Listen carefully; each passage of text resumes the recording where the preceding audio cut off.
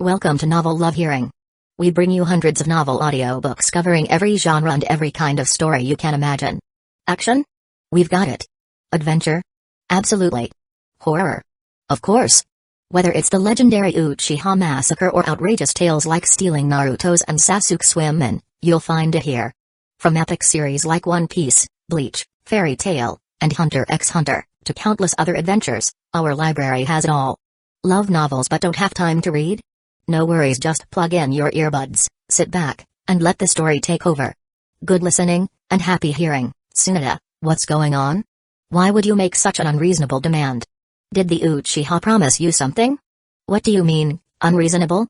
Tsunoda countered the third Hokage's anger, questioning, aren't the Uchiha a part of the village? Aren't Uchiha people also villagers?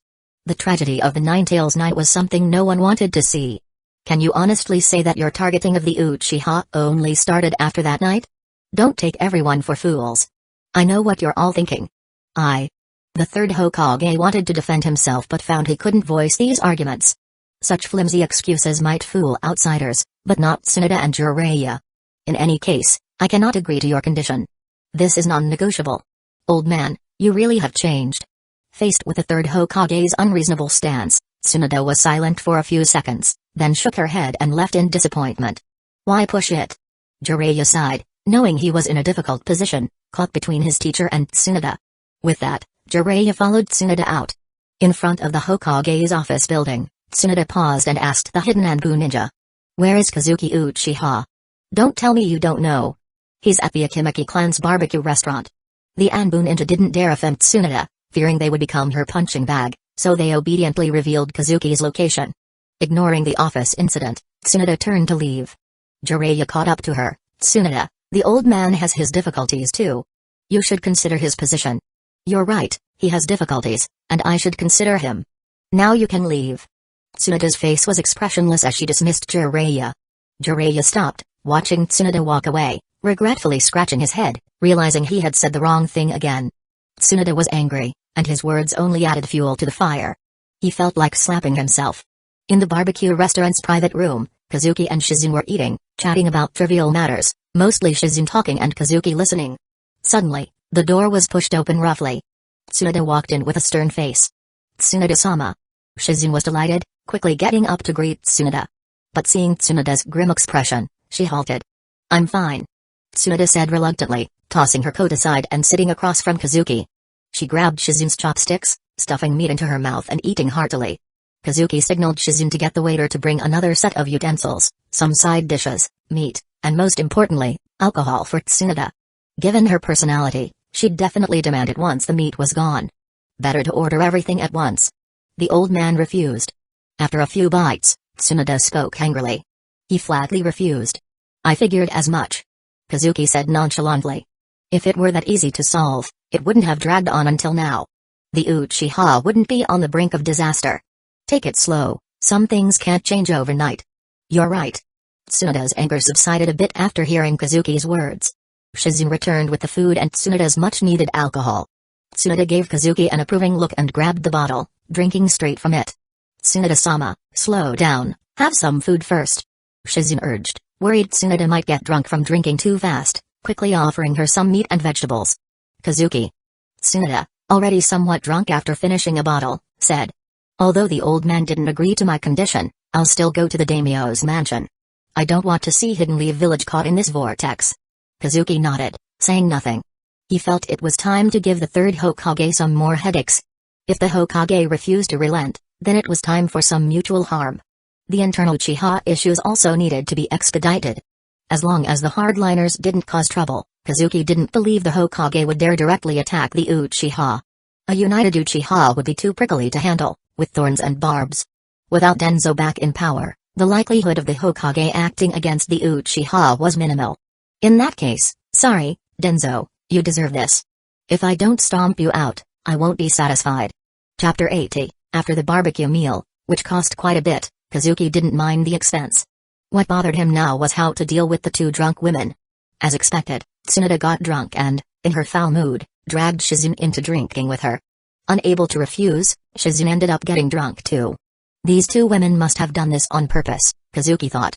With nowhere else to go, They simply got drunk and planned to crash at his place again. Is my house becoming a hotel? Yesterday it was just Tsunoda, today, it's two of them. Despite his grumbling, Kazuki carried the two drunken women back to his house and left them in a guest room. Tsunoda, being messy and not fond of cleaning, would have Shizune to take care of things now that she was here. After washing off the barbecue smell and changing into clean clothes, Kazuki headed to the clan leader's residence. He needed Fugaku's help with something. However, Fugaku wasn't home, only his wife Mikoto was there, and Itachi was also absent. Kazuki, please have a seat and enjoy some snacks. I've sent someone to notify Fugaku, he should be back in about 10 minutes. Mikoto warmly welcomed Kazuki and sent someone to inform her husband. Kazuki wouldn't came to their house looking for Fugaku unless it was something important. Thank you for your hospitality, Lady Mikoto. You're welcome. Mikoto smiled and went upstairs to tend to her own matters. In less than 10 minutes, Fugaku arrived. Let's go to the study. It's quieter there. Discussing things openly in the living room could easily be overheard. Kazuki followed Fugaku to the study, relieved to see chairs instead of having to sit on the floor. Knowing Kazuki didn't like sitting on the floor, let alone kneeling, Fugaku didn't mind him sitting directly on a chair. Unhurriedly, Fugaku hung up his coat before taking his seat. I've already communicated with the team leaders in the police force. Most of them have agreed to the reorganization, but a few still refuse. Fugaku began by addressing the police force issue. That's normal. Kazuki expected some resistance, especially from the hardliners. Even if they didn't leak information, they wouldn't easily agree. No one likes having someone suddenly in charge of them, especially the hardliners. Their opinions don't matter. As long as we have over 2/3 support, we can proceed. If the hardliners disagree, they should be ousted. This reorganization affects the entire Uchiha clan, not just internal factions. Whether they agree or not, they don't have a choice. They can either comply and get a suitable position or be removed. The Uchiha has plenty of members to replace them. As long as Fugaku doesn't back down and declares it firmly, the hardliners will eventually accept it. Agreeing might cost them a bit, but refusing will result in a complete loss. Right. I plan to announce it at the clan meeting. I'll need your cooperation that day. You can use any means necessary, except physical force. Fugaku was genuinely worried Kazuki might resort to violence against the elders again. Once was enough, repeated incidents would undermine respect for the elders and the clan leader. Sure. Kazuki preferred not to resort to violence as it could damage his reputation. Verbal confrontation alone would be enough to make the hardliners doubt their stance. By the way, Kazuki shifted the conversation to himself. I initially made an agreement with Tsunoda. This time, she caused significant damage to Chime Street, resulting in a substantial debt. I convinced her that if she helped the Uchiha, we would cover the debt, including her gambling debts. High compensation debt? Fugaku was slightly surprised but quickly calmed down. Kazuki's words carried weight, representing the Uchiha to some extent. Besides, the Uchiha's finances were still sufficient. Even if it meant paying a bit more, if it improved the clan's situation, Fugaku was willing to pay. Even covering Tsunoda's gambling debts wasn't out of the question. But the Hokage refused. Tsunoda will head to the daimyo's mansion tomorrow. I hope the clan leader can sell this information.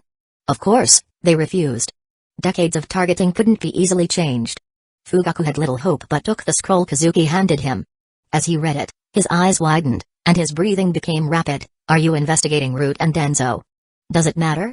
Kazuki's candid admission made Fugaku mistakenly believe Kazuki had the capability to investigate the higher-ups, which was beneficial. It clearly showed that anyone Kazuki targeted couldn't escape, including Fugaku himself. What matters is that most of this information is true. Since the Hokage and Denzo won't let us be, we should eliminate Denzo first, ensuring he can't recover. As for the Hokage, I doubt he'd dare act against a united Uchiha. Kazuki, you truly are bold and ruthless. Fugaku's expression wavered. Kazuki's proposal shocked him to his core. It was no joke. Have you considered that releasing this information might start a war? Don't scare me, clan leader. You've always been like this. Not firm enough when needed, not ruthless enough. That's why the Uchiha are in this mess. War? Who are you trying to scare? Do you really think Hidden Leaf Village is that weak? Hidden Leaf Village is indeed focusing on recovery, but that doesn't mean anyone can start a war with it. Even Hidden Stones Village and Hidden Clouds Village would have to think twice. War is nearly impossible, but causing trouble is certain. That's precisely what Kazuki wanted. The more external trouble, the safer the Uchiha. Fugaku's rigid face turned red as if Kazuki had struck a nerve. Fortunately, Kazuki was the one sitting across from him. If it had been anyone else, there would have been serious consequences. I'll handle selling the information without implicating the Uchiha. I hope you're right. Since you say I'm not firm or ruthless enough, I'll look forward to your performance. You think I can't do it? I'll give you the stage, you show me your skills. By the way, remember to pay me. We all have families to feed, clan leader. Don't pocket my information money. Selling this intel for 70 or 80 million isn't an issue. Play around all you want, but don't joke about my money. What's mine shouldn't be short by a single cent. Chapter 81. These days, information is extremely valuable, especially intelligence on the secrets of the 5 great shinobi villages. Bounty houses love this kind of deal and are willing to pay for it. 1 second he was serious, the next second his demeanor changed entirely. Who would have thought Kazuki Uchiha would also love money? Not a single penny will be missing. Fugaku assured him with a stern face. Then I'm relieved. Clan leader, you should rest well. Kazuki said, planning to leave now that the matter was settled. The rest depended on Fugaku's competence. Surely, the great Uchiha clan leader wouldn't fail at this, right? If it weren't for the risk of frequent incidents in Hidden Leaf Village leading to suspicion, Kazuki wouldn't have bothered Fugaku. Some things are best done personally. If only I had the power of Kami, there'd be no worries. Come and go as I please. Unfortunately, that power is with Obito, who's not exactly reliable. Wait. Kazuki suddenly stopped in his tracks. Obito is already corrupted, not a good person, and even implicated the Uchiha. Since that's the case, why show him mercy? The special ability of Kamui is rare, but it doesn't mean I can't get a Sharingan. Obito still has 1 Sharingan, currently with Kakashi. So why not take that Sharingan? Kakashi doesn't seem to be in the village recently. And Buu members are easy to spot, especially with Kakashi's distinctive white hair. Seems I've overlooked many things. Kazuki thought. Apologies to Kakashi, but that Sharingan will be taken back. After all, it belongs to the Uchiha. It was only left with Kakashi out of respect for the 3rd Hokage. But now, the 3rd Hokage has made Kakashi a hero and an idol of the village, known throughout the ninja world as the Copy Ninja. This title, however, is a joke. No Uchiha claims to be the Copy Ninja, yet it's associated with Kakashi. In Shizue's letter, he mentioned that there are Anbu members protecting the daimyo, hiding in the shadows. And Kakashi hasn't been seen in the village, suggesting he might be at the daimyo's mansion. This could be a rare opportunity. Making a move at the daimyo's mansion is easier than in the village. Kazuki doesn't plan to kill Kakashi, just to reclaim the Sharingan. Using it isn't difficult for Kazuki, especially with his extraordinary healing ability, though not as extreme as Hashirame's. Replacing his own eye and recovering quickly is manageable. With Obito's Sharingan, Kazuki could become many people's nightmare, possibly exposing Obito's identity. The next morning, Tsunade, who was completely drunk the day before, was fully recovered, having forgotten yesterday's troubles. The daimyo wants the Uchiha to take on the upcoming protection duties. Be prepared, if anything happens during the gathering of the daimyo from various countries, the Uchiha will be in big trouble. Regardless of the 3rd Hokage's agreement, Tsunade had to visit the daimyo's mansion. The protection duty fell to the Uchiha, and the 3rd Hokage had to relent, as the daimyo insisted. The Hokage just hoped the Uchiha wouldn't get too close to the daimyo. On the other side, Fugaku received orders from the Hokage's office to select trustworthy and capable individuals to accompany Tsunade and handle the protection duties at the daimyo's mansion. The entire police force became busy with this additional security task, a significant challenge alongside maintaining Hidden Leaf Village's peace. Fugaku had to summon more Uchiha members, with Kazuki leading the team. He would oversee Shizue and others at the daimyo's mansion, all under his command. The Uchiha sent 5 Jonin, including Kazuki, 5 special Jonin, and several Chunin. This formidable security detail should satisfy the daimyo. Besides the Uchiha team, the 3rd Hokage also selected another team to accompany them. The Uchiha were responsible for the palace's security, while other areas were managed by Hidden Leaf Village as ninja. Let's go. Tsunade, serious and efficient, led the 2 teams out of Hidden Leaf Village towards the daimyo's mansion. Time was running short, delaying further would complicate convincing the daimyo. Jiraiya stayed in Hidden Leaf Village with Naruto, not joining this mission, though it was an opportunity to reclaim Obito's Sharingan. Kakashi, being an Anbu, wouldn't mingle with others, especially on missions. With his reclusive nature and severe mental issues, he usually worked alone. This gave Kazuki a good chance. Captain. On the road, Jiro nudged Kazuki, who looked at him questioningly and then followed his gaze. Well, what a coincidence. Isn't that the rebellious Asuma?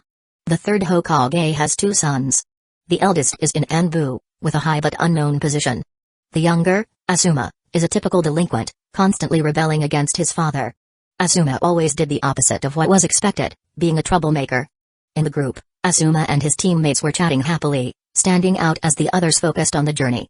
Normally, he would have been scolded harshly, but Asuma was spared due to his status as the Hokage's son, granting him some privileges.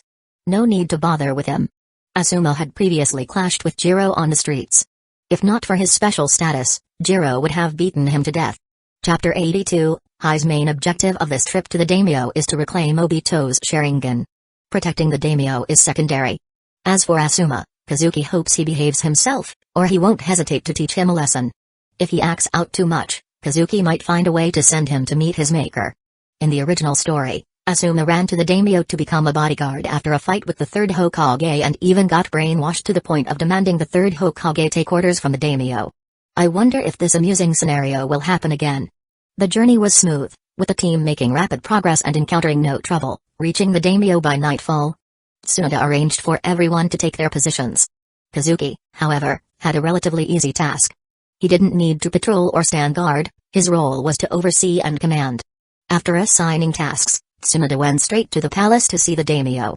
As the renowned Tsunoda, she didn't need an announcement and entered the palace directly, receiving better treatment than the third Hokage. Knowing Tsunoda had arrived, the daimyo immediately ordered the removal of any inappropriate displays and items. "Oh, Tsunoda is here," he said in a peculiar, elder-like tone, causing Tsunoda to bristle with irritation despite being indeed his junior. "If I hadn't come back, the daimyo and Hidden Leaf Village would have been in chaos," Tsunoda remarked. Despite their familial ties, she wisely didn't align herself too closely with the daimyo. At her words, the daimyo's smile faded, and he began cursing. "It's all because of that insidious Denzo. He even plotted to assassinate me." Denzo wasn't there to defend himself, and now that the whole of Hidden Leaf Village was responsible, the daimyo felt emboldened, venting his frustration thoroughly. Tsunoda frowned. "Daimyo, could there be some misunderstanding? Denzo wouldn't dare commit such a heinous act. It must be someone trying to sow discord between Hidden Leaf Village and the daimyo, intentionally leaking such information," Tsunoda suggested. "Impossible." The daimyo dismissed her explanation. If it was a deliberate leak, how could they have such precise information on Root's secrets? It must be an internal issue in Hidden Leaf Village. "I have no idea," Tsunoda thought, as her teacher had been investigating but found nothing. After considering, Tsunoda decided to be frank. "Daimyo, misunderstandings have occurred. Denzo is under surveillance and can act against you. Let's be open about this. Prolonged tension between Hidden Leaf Village and the daimyo benefits no one and makes us a laughingstock to others. Other nations' daimyo might pressure us to target Hidden Leaf Village." "I know. I'm not foolish," the daimyo replied. He understood that as long as the bottom line wasn't crossed, any help offered came with ulterior motives. Though angry, he remained rational. Many hope for a fallout between the daimyo and Hidden Leaf Village. Some attending this gathering have such intentions. But Denzo.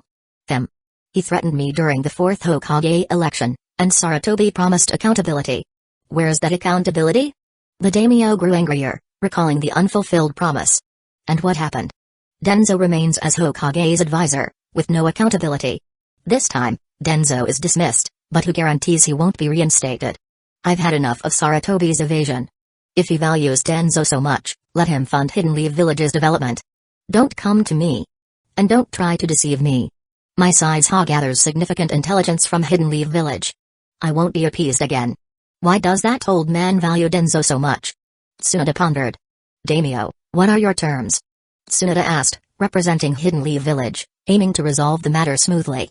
Neither Hidden Leaf Village nor the daimyo can afford delays. Let's show mutual sincerity. Tsunoda. The daimyo began. Stop right there. Tsunoda interjected, her frustration evident. State your conditions. She demanded, feeling uneasy about his affectionate address. The daimyo feigned thoughtfulness, then said. I never want to see Denzo again. The depth of his hatred for Denzo was clear. Though Tsunoda understood and supported this, she knew it was impractical. The third Hokage could restrict Denzo but wouldn't eliminate him to appease the daimyo, as it would disgrace Hidden Leaf Village and potentially incite internal chaos. That's impossible. Tsunoda firmly replied. Though flawed, Denzo was a village elder. Eliminating him would make Hidden Leaf Village a laughingstock and might cause internal unrest. Denzo can be monitored but not killed. All you ever talk about is Denzo. The daimyo fumed. If that's off the table, what's the point? Tsunoda, you're insincere. While direct elimination was impossible, Tsunoda outlined Hidden Leaf Village's bottom line. Daimyo, Denzo can't die, but I assure you he'll never return to power. He'll remain in Hidden Leaf Village, unable to leave. Root will be dismantled gradually. Additionally, Hidden Leaf Village can agree to other reasonable demands. Uninterested in partial measures, the daimyo pondered for a moment before his eyes lit up. If that's the case, Hidden Leaf Village should support me in reassembling the 12 Guardian Ninja. This time, Hidden Leaf Village must fully support and not interfere with the daimyo affair. Chapter 83, You Can't Kill Denzo, can you? Fine, then I'll borrow Hidden Leaf Village's hands to build my own power. Now you have nothing to say, right? What the hell is the Guardian 12 Ninja? Tsunoda felt like cursing. This nonsense, the daimyo had already tried it, but Hidden Leaf Village didn't allow it. Eventually, the daimyo could only make a superficial show by hiring expensive ninjas to make up the numbers. Unfortunately, they were all useless, none of them could actually fight. Since you won't kill Denzo, I'm going to start wielding the high-raised hoe. Denzo and the daimyo's support, along with a few people being poached, Tsunoda began to weigh her options and finally gritted her teeth. Fine, Hidden Leaf Village can provide support, but I hope the daimyo's demands aren't too excessive. For instance, Shizue Uchiha can't stay in the daimyo's side indefinitely. The daimyo, who had just started smiling, had his smile freeze. He really liked Shizue, who was strong, reliable, and filled with respect for him. Most importantly, Shizue didn't get involved in forming cliques like the other useless ninjas he had hired. Who wouldn't like such a subordinate? But Tsunoda's words shattered his plans.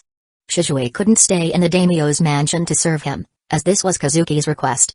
Therefore, Tsunoda would never agree to the daimyo's demand. If it were the third Hokage, he might have considered it, but Tsunoda wouldn't even entertain the idea. I've shown my sincerity and made concessions, but Hidden Leaf Village isn't showing any sincerity at all.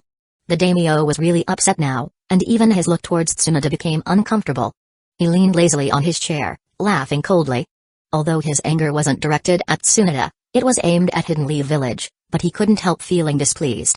He. The daimyo laughed sarcastically several times, and seeing that Tsunoda remained unmoved, he gave up. Fine, since you can't spare Shizue Uchiha, then give me Kakashi. Oh, and Saratobe Hiruzan's son, I've heard he's quite unruly in Hidden Leaf Village. Send him to me, I'd welcome him. You mess with me, I'll mess with your son, and I'll brainwash him while I'm at it. The daimyo wasn't planning to let Asuma go. I can't get to your father, so I'll get to you.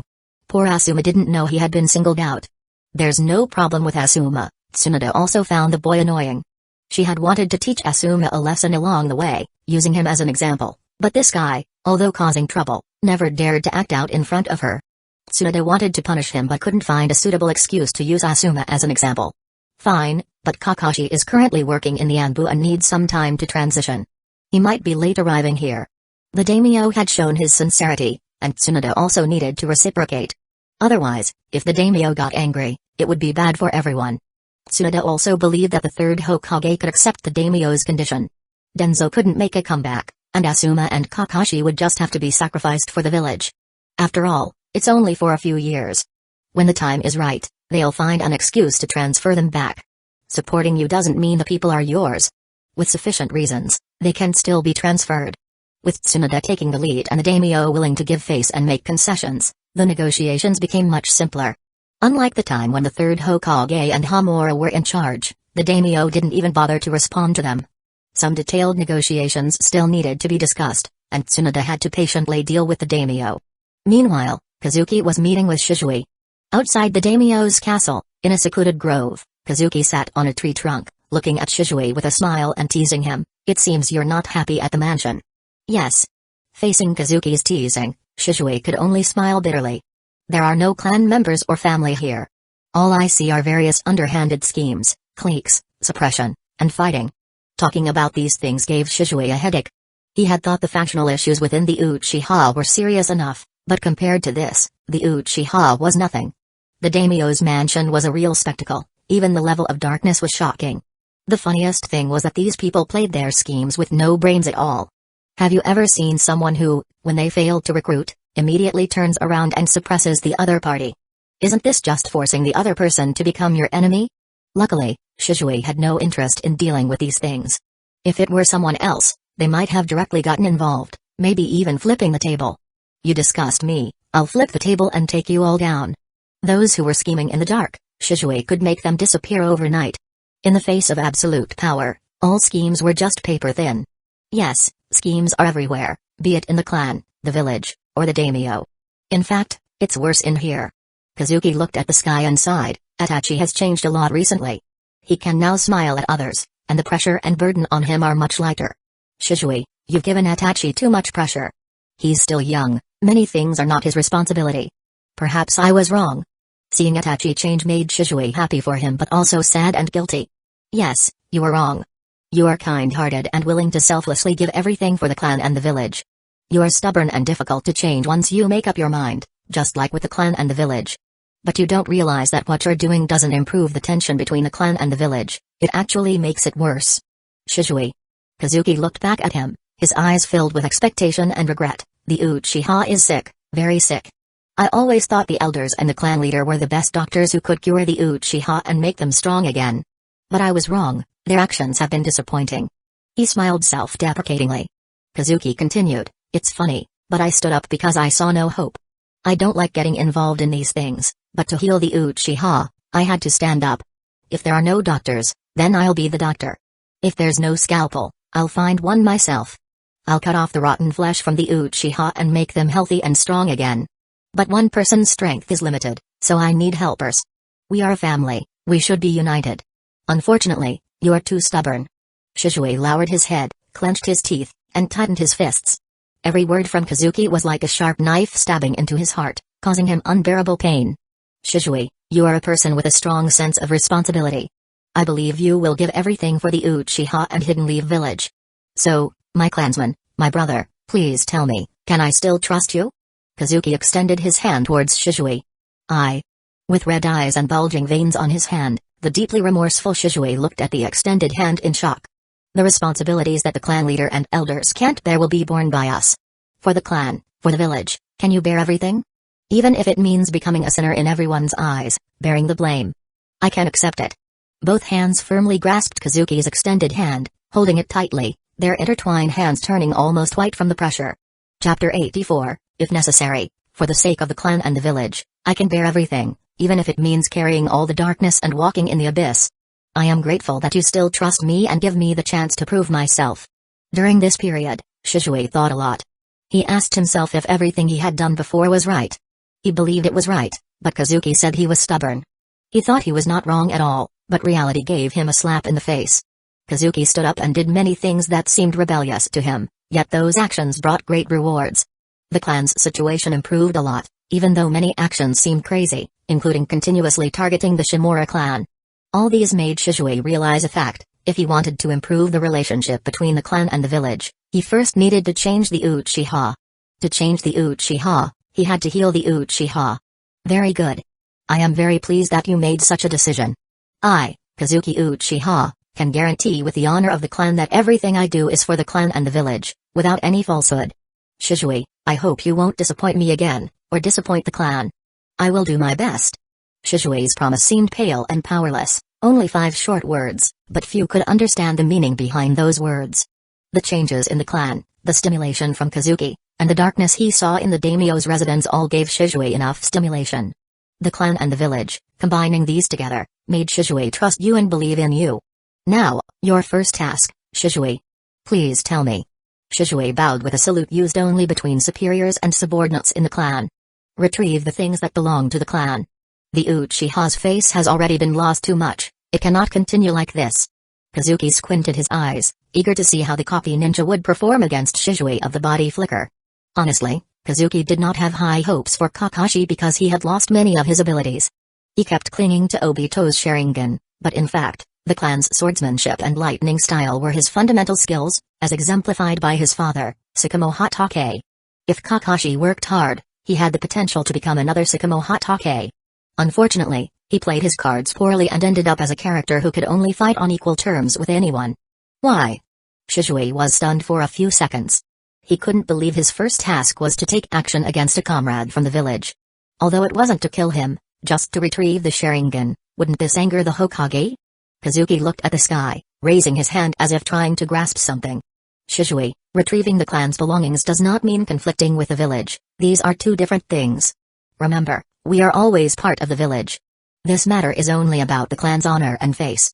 An outsider using the Uchiha's Sharingan and gaining the title of copy ninja Don't you find it ironic? As for the Hokage, don't worry. There won't be any trouble. In fact, if Fugaku Uchiha had been more assertive at that time, Kakashi might not have kept the Sharingan. Unfortunately, Fugaku was accustomed to being submissive. Even if they forcibly took back the Sharingan, the third Hokage wouldn't make a fuss about it now, as it would make everyone look bad. The key point is that the radical Denzo no longer had any say in matters. As long as no one knows it was us, would the Hokage blame the Uchiha? I just want to reclaim the clan's belongings, not kill a comrade from the village. These are two different matters. So, you need to be careful when you take action. Killing and retrieving the clan's belongings were two different things. Shizue was unwilling to do the former, but the latter didn't even require consideration. If you just decided to follow Kazuki to change the Uchiha and the relationship between the clan and the village, and then reject the first task, what's the point? Shizue might as well find a place to die and avoid embarrassment. I understand. Just taking the Sharingan without killing anyone made Shizue's burden disappear. Calling him stubborn was not wrong. Fortunately, Kazuki was prepared. If he was stubborn, so be it. As long as used correctly, Shizue was also a sharp blade. Luckily, Itachi had not completely deviated yet. Itachi was much more useful than Shizue. Now, Itachi was obedient, sensible, and knew what to do and what not to do. He could handle his own responsibilities without arguing over trivial matters. If necessary, use your eyes. Leaving Shizue shocked with this statement, Kazuki left the small forest. You didn't expect that, right? I know these things. And it's not the clan head who told me. How would you feel about that, Shizue Uchiha? Standing dumbfounded in the forest for a long time, Shizue finally came to his senses. Turns out he knows. I am indeed foolish. Well then. Kakashi, I apologize. Kazuki is right. The Uchiha need unity, and the Uchiha's honor needs someone to protect it. Since I, Shizue, cannot change these things, I can only follow Kazuki's footsteps and become the one to bear the darkness and move forward for him. If Kazuki knows, it means the clan head, Fugaku, knows. This means everything Kazuki wants to do is agreed upon by Fugaku. Shizue then had no mental burden. Although he didn't want to use his eye techniques on a comrade, he had no choice. In the shadows, protecting the daimyo, Kakashi had no idea he was about to take root in the daimyo's residence, nor did he know someone had their eye on the Sharingan left by Obito. With the village's reinforcements, the daimyo's palace was heavily protected. Kakashi's team's mission was considered complete. With no new orders from the village, Kakashi had to stay in the daimyo's residence, awaiting further instructions from Tsunade. Unlike before, he and his team were now allowed to go out openly. At this time, Kakashi was a loner, even avoiding his teammates to find a quiet place to reflect on the past or read a certain erotic novel.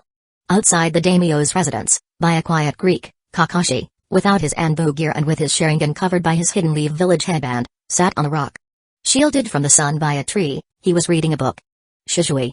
They had worked together in the daimyo's residence, one in the shadows and one in the light, and had multiple interactions. Kakashi could easily recognize Shizue's chakra. Putting away his book, he stood up and looked at Shizue approaching from across the creek. Chapter 85, The Genius Who Made a Name for Himself During the Third Shinobi War met Kakashi under such circumstances. Tilting his head, Kakashi looked at Shizue with a puzzled expression. He didn't quite understand why Shizue had sought him out. Logically, Shizue wouldn't interact with him casually. Stopping by a small creek, Shizue's gaze focused on Kakashi's eye hidden by his forehead protector. Continuously using something that doesn't belong to you must be quite exhausting. The usage conditions of the Sharingan are not that stringent, but without Uchiha blood, the Sharingan cannot be deactivated and continuously drains the user's chakra and mental energy. What does he mean? Is he after Obito's Sharingan? Kakashi became vigilant. He couldn't underestimate Shizue, who, like him, had made a name for himself during the Third Shinobi War. Shizue didn't mind Kakashi's wariness and said regretfully. For you, it's a friend's gift. But for the Uchiha, it's an insult. The clan's possessions that are lost need to be reclaimed. Sorry, Kakashi, please hand over the Sharingan. It doesn't belong to you. This is what Obito left behind. I won't let anyone take it. Kakashi pulled out a kunai and prepared for battle. Then, I'm sorry. Words alone wouldn't make Kakashi willingly hand over the Sharingan, so Shizue had to act and take it himself. The battle was about to begin. Shizue drew his katana and attacked first. Fire style, great fireball. With dazzling hand signs, a blazing fireball was released, flying toward Kakashi.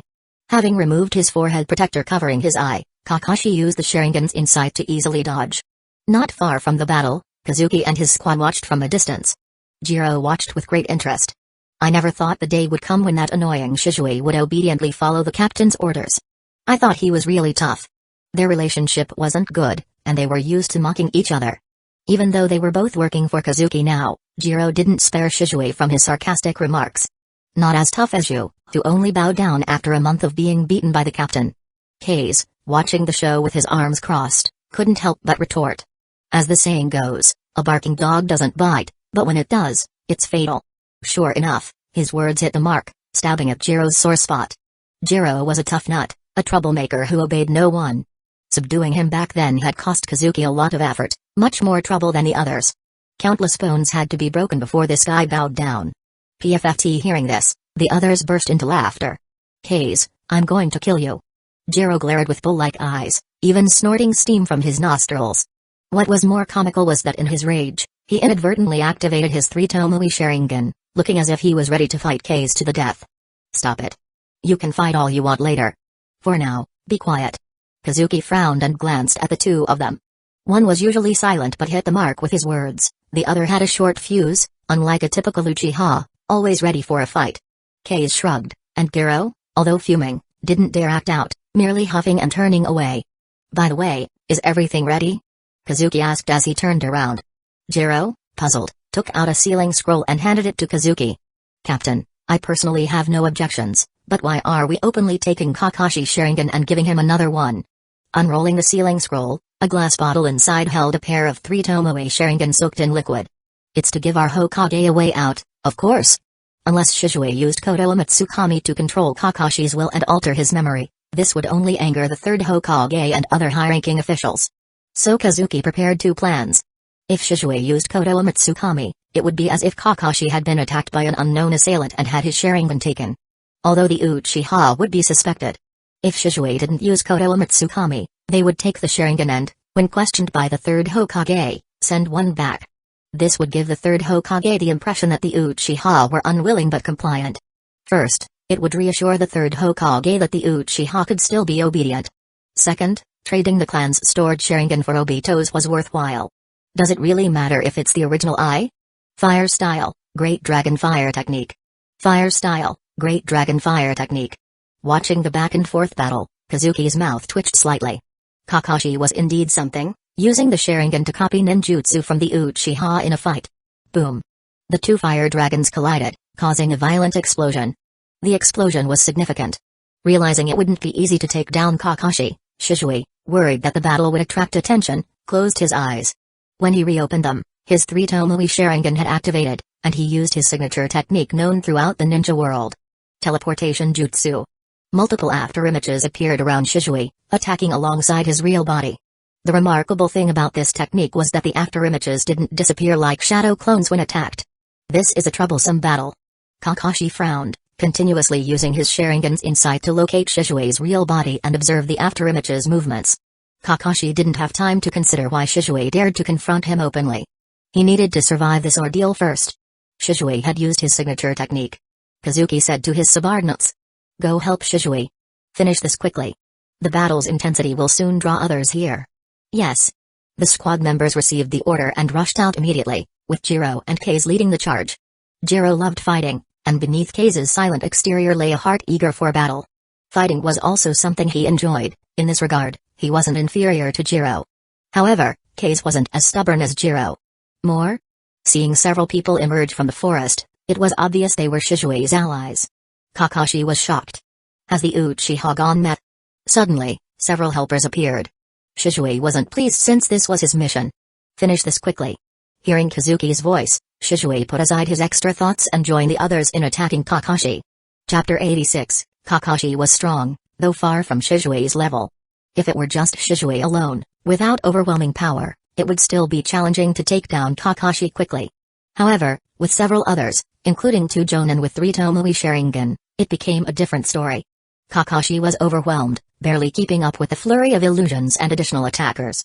His Sharingan's copying and perception abilities were limited compared to the Uchiha. Having dodged Jiro's lethal kunai, Kakashi was immediately faced with Kase's attack, struggling to defend himself. Even Shizue would find it difficult if surrounded like this. Damn it! Kakashi cursed, gripping his kunai and white fang short sword, slashing towards Kei's. To his surprise, Kei seemed to anticipate this, looking at him mockingly. Then, a shadow flashed before Kakashi, and a pair of 3 Tomoe Sharingan filled his vision. Thud. Kakashi's movements slowed, as if something had gripped his heart. A sharp pain followed, and he lost sight in his left eye. Shizui, you're too slow. Don't tell me you can't even control Kakashi with your Genjutsu. Kazuki snapped, flicking the blood from his hand. Shizui awkwardly looked down. Let's go. Without further delay, Kazuki secured the Sharingan and led his team away. They had to act fast as Tsunade was already on her way. Kazuki had to intervene, not wanting to cause more trouble. Being questioned later was better than being caught on the spot. As Kazuki led the group away, Jiro couldn't resist mocking Shizui. Some genius, couldn't even handle the copy ninja. We had to help, and the captain had to step in. Shizui wanted to defend himself, explaining he hadn't used his full strength. But he couldn't deny the truth. The initial fight was indeed prolonged. If he'd gone all out from the start, Kakashi wouldn't have lasted long, forcing even Kazuki to intervene. Enough. We're all on the same side. Shizui, take this as a lesson. Don't let it happen again. Kazuki reprimanded them. Understood. Seeing Kazuki's anger, Shizui and Gero quieted down. The excruciating pain reminded Kakashi of the time he lost his eye, only to have Obito give him his own. Now, he had failed to protect it, and it had been taken. Breathing heavily, Kakashi clutched his empty eye socket. Kakashi? Tsunade arrived with the group, noticing Kakashi's pained and contorted face. Were you attacked? Struggling to breathe, Kakashi nodded. Shizui Uchiha came to reclaim Obito's Sharingan. Then Kazuki Uchiha attacked me and took the Sharingan. Shizui Uchiha and Kazuki Uchiha. Have they lost their minds, attacking a village ninja? Many people at the scene exclaimed in surprise. Tsunade's face darkened, and her heaving chest showed her inner turmoil. What is that brat thinking? She had led a team to negotiate at the daimyo, and while things seemed to be going well there, trouble had arisen with Kakashi. Kazuki and Shizui had attacked him and taken his Sharingan. Even though they hadn't intended to seriously injure Kakashi, their blatant attack on a fellow village ninja was unacceptable to everyone. The third Hokage would surely be furious when he found out. That brat was really giving her a hard time. Enough. The Sharingan has already been taken. I will personally speak with Kazuki Uchiha and Shizui Uchiha about this. Let's go back. Tsunade clenched her fists and quickly left the scene, her steps even slightly unsteady. Seeing Kakashi's face covered in blood was a sight she least wanted to see. Shizun, help treat Kakashi. I'll go find Kazuki.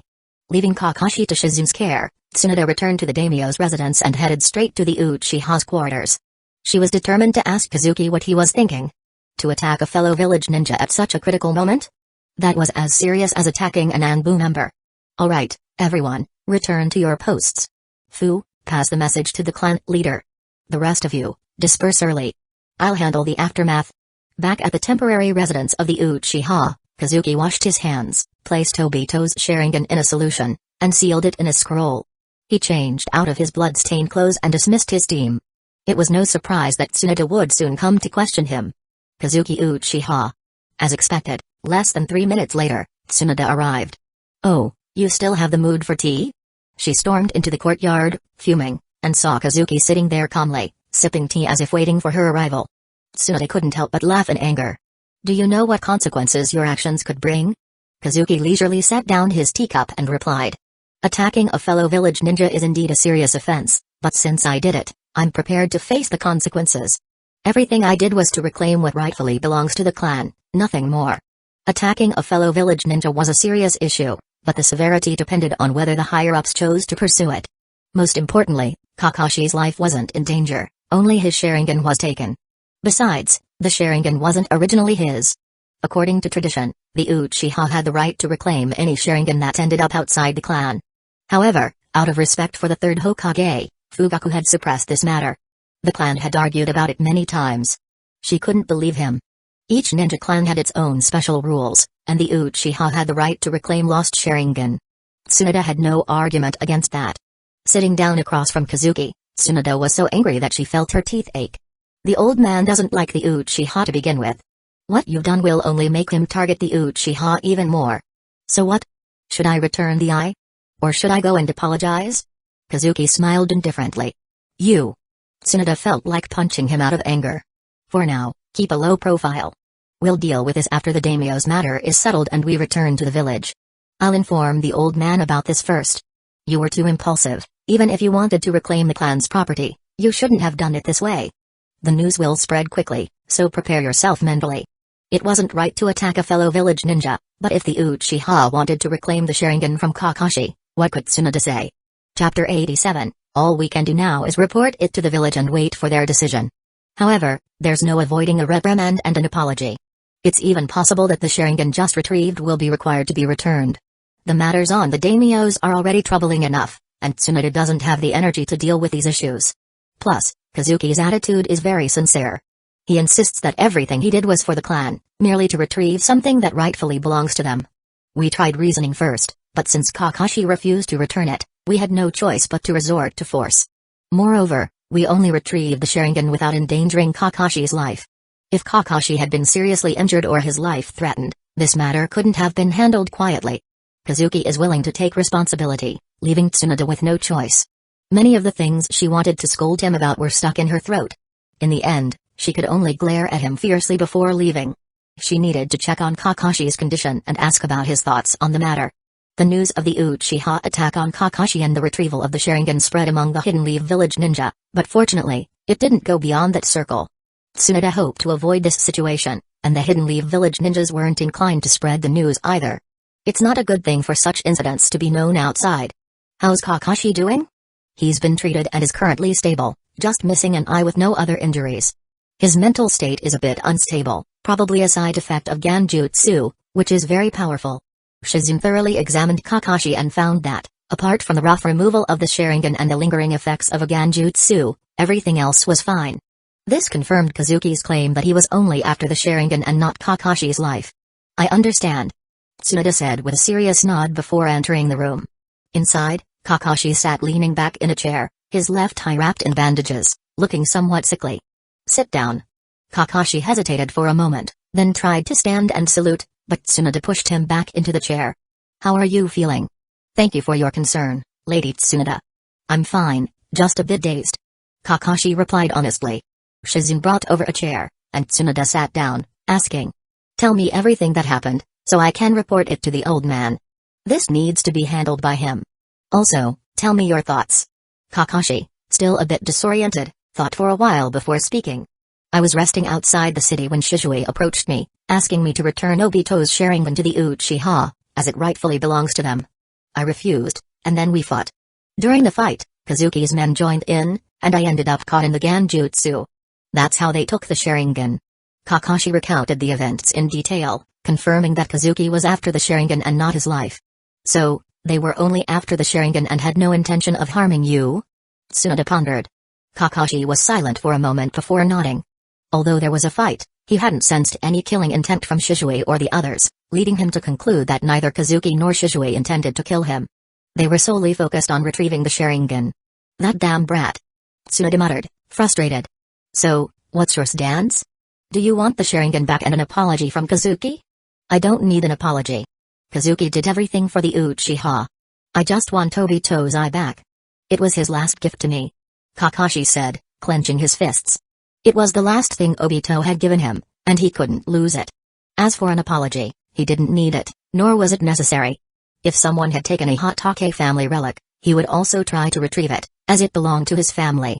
Even though the Hatake family had fallen, he understood this sentiment. Tsunade nodded, satisfied. Kakashi didn't want to escalate the situation, which aligned with her wishes. I'll discuss it with Kazuki and hope he returns it.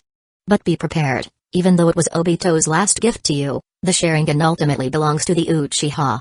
Every large clan has its peculiar rules, and as a Hatake, you should understand that. Rest well, others will take over the duty of protecting the daimyo. After comforting Kakashi, Tsunade decisively left. She still had many issues to handle, and she didn't want to deal with this matter until the village responded. Around the same time, the news from the daimyo's estate also reached Hidden Leaf village, landing in the hands of the third Hokage and Fugaku. The message from the daimyo was specially sent back through family channels using a ninja hawk. Fugaku, sitting in his office, opened the encrypted scroll with a bit of curiosity. Cough, cough. As soon as he read the contents, Fugaku stood up in shock, coughing repeatedly as if startled by what he saw. What the hell is he doing? Fugaku couldn't believe it. Kazuki had only just gone to the daimyo, and the next day, he caused a major incident. The third Hokage had discussed Obito's Sharingan with Fugaku before, and for the clan's sake, Fugaku reluctantly agreed, essentially allowing the eye to become Kakashi's possession. But now, Kazuki, upon arriving at the daimyo, had teamed up with Shizue to attack Kakashi and successfully retrieve the Sharingan. This was a major problem. Fugaku was sure that when the third Hokage received this news, he would be furious and likely blame Fugaku, as he would be seen as the one who supported such actions as the Uchiha clan leader. But the truth was, Fugaku knew nothing about it. This was all orchestrated by Kazuki. Fugaku was also shocked that Shizue had followed Kazuki's orders and participated in attacking a fellow village ninja, something that would have been a serious boundary for Shizue in the past. Yet now, Shizue had crossed that line. What had Kazuki said to Shizue? Fugaku was certain that Kazuki must have met with Shizue, had a serious conversation, and somehow convinced him. Otherwise, Shizue would never have done such a thing. Just yesterday, the daimyo's estate had sent good news, leaving the third Hokage in a good mood. Chapter 88. Although some of his actions and words angered Tsunade, she still couldn't let go of Hidden Leaf Village. She went to the daimyo and directly sought out the daimyo. As for the excessive demands made by the daimyo, the third Hokage felt they could be agreed to. It was impossible to kill Denzo, he wouldn't agree to it, whether from the village's perspective or his own. Leaving Kakashi and Asuma to help the daimyo form that so-called 12 guardian ninja was no big deal. At worst, they could stay at the daimyo sides for a few years and then be recalled. Asuma often caused trouble in Hidden Leaf Village, so the third Hokage was more than happy to keep him with the daimyo. However, it was somewhat unfortunate for Kakashi to stay there. But for the village's development, having him endure a few years there was acceptable. When a new urgent scroll arrived, the third Hokage cheerfully opened it. Just as he thought more good news was coming, he was stunned, jumping from his chair in shock, much like Fugaku had been. Staring in disbelief at the scroll, it took him a while to regain his composure before angrily throwing the scroll on the desk. What does Kazuki Uchiha intend to do? How dare he attack a fellow village ninja and assault an Anbu captain? Kakashi was attacked, his Sharingan taken by Kazuki, with Shizue also involved in the incident. The third Hokage was both furious and deeply regretful. Shizue was a bridge of communication he had painstakingly nurtured with the will of fire. It seemed this bridge had now been broken and had fully sided with the Uchiha. Go bring Fugaku Uchiha here. The third Hokage wanted to question Fugaku about the situation. He had previously agreed that Obito's eye would stay with Kakashi, so what was this sudden action of taking it away? Was this an insult to him? Undoubtedly, the third Hokage's pride had been deeply hurt. Yes, Lord Hokage.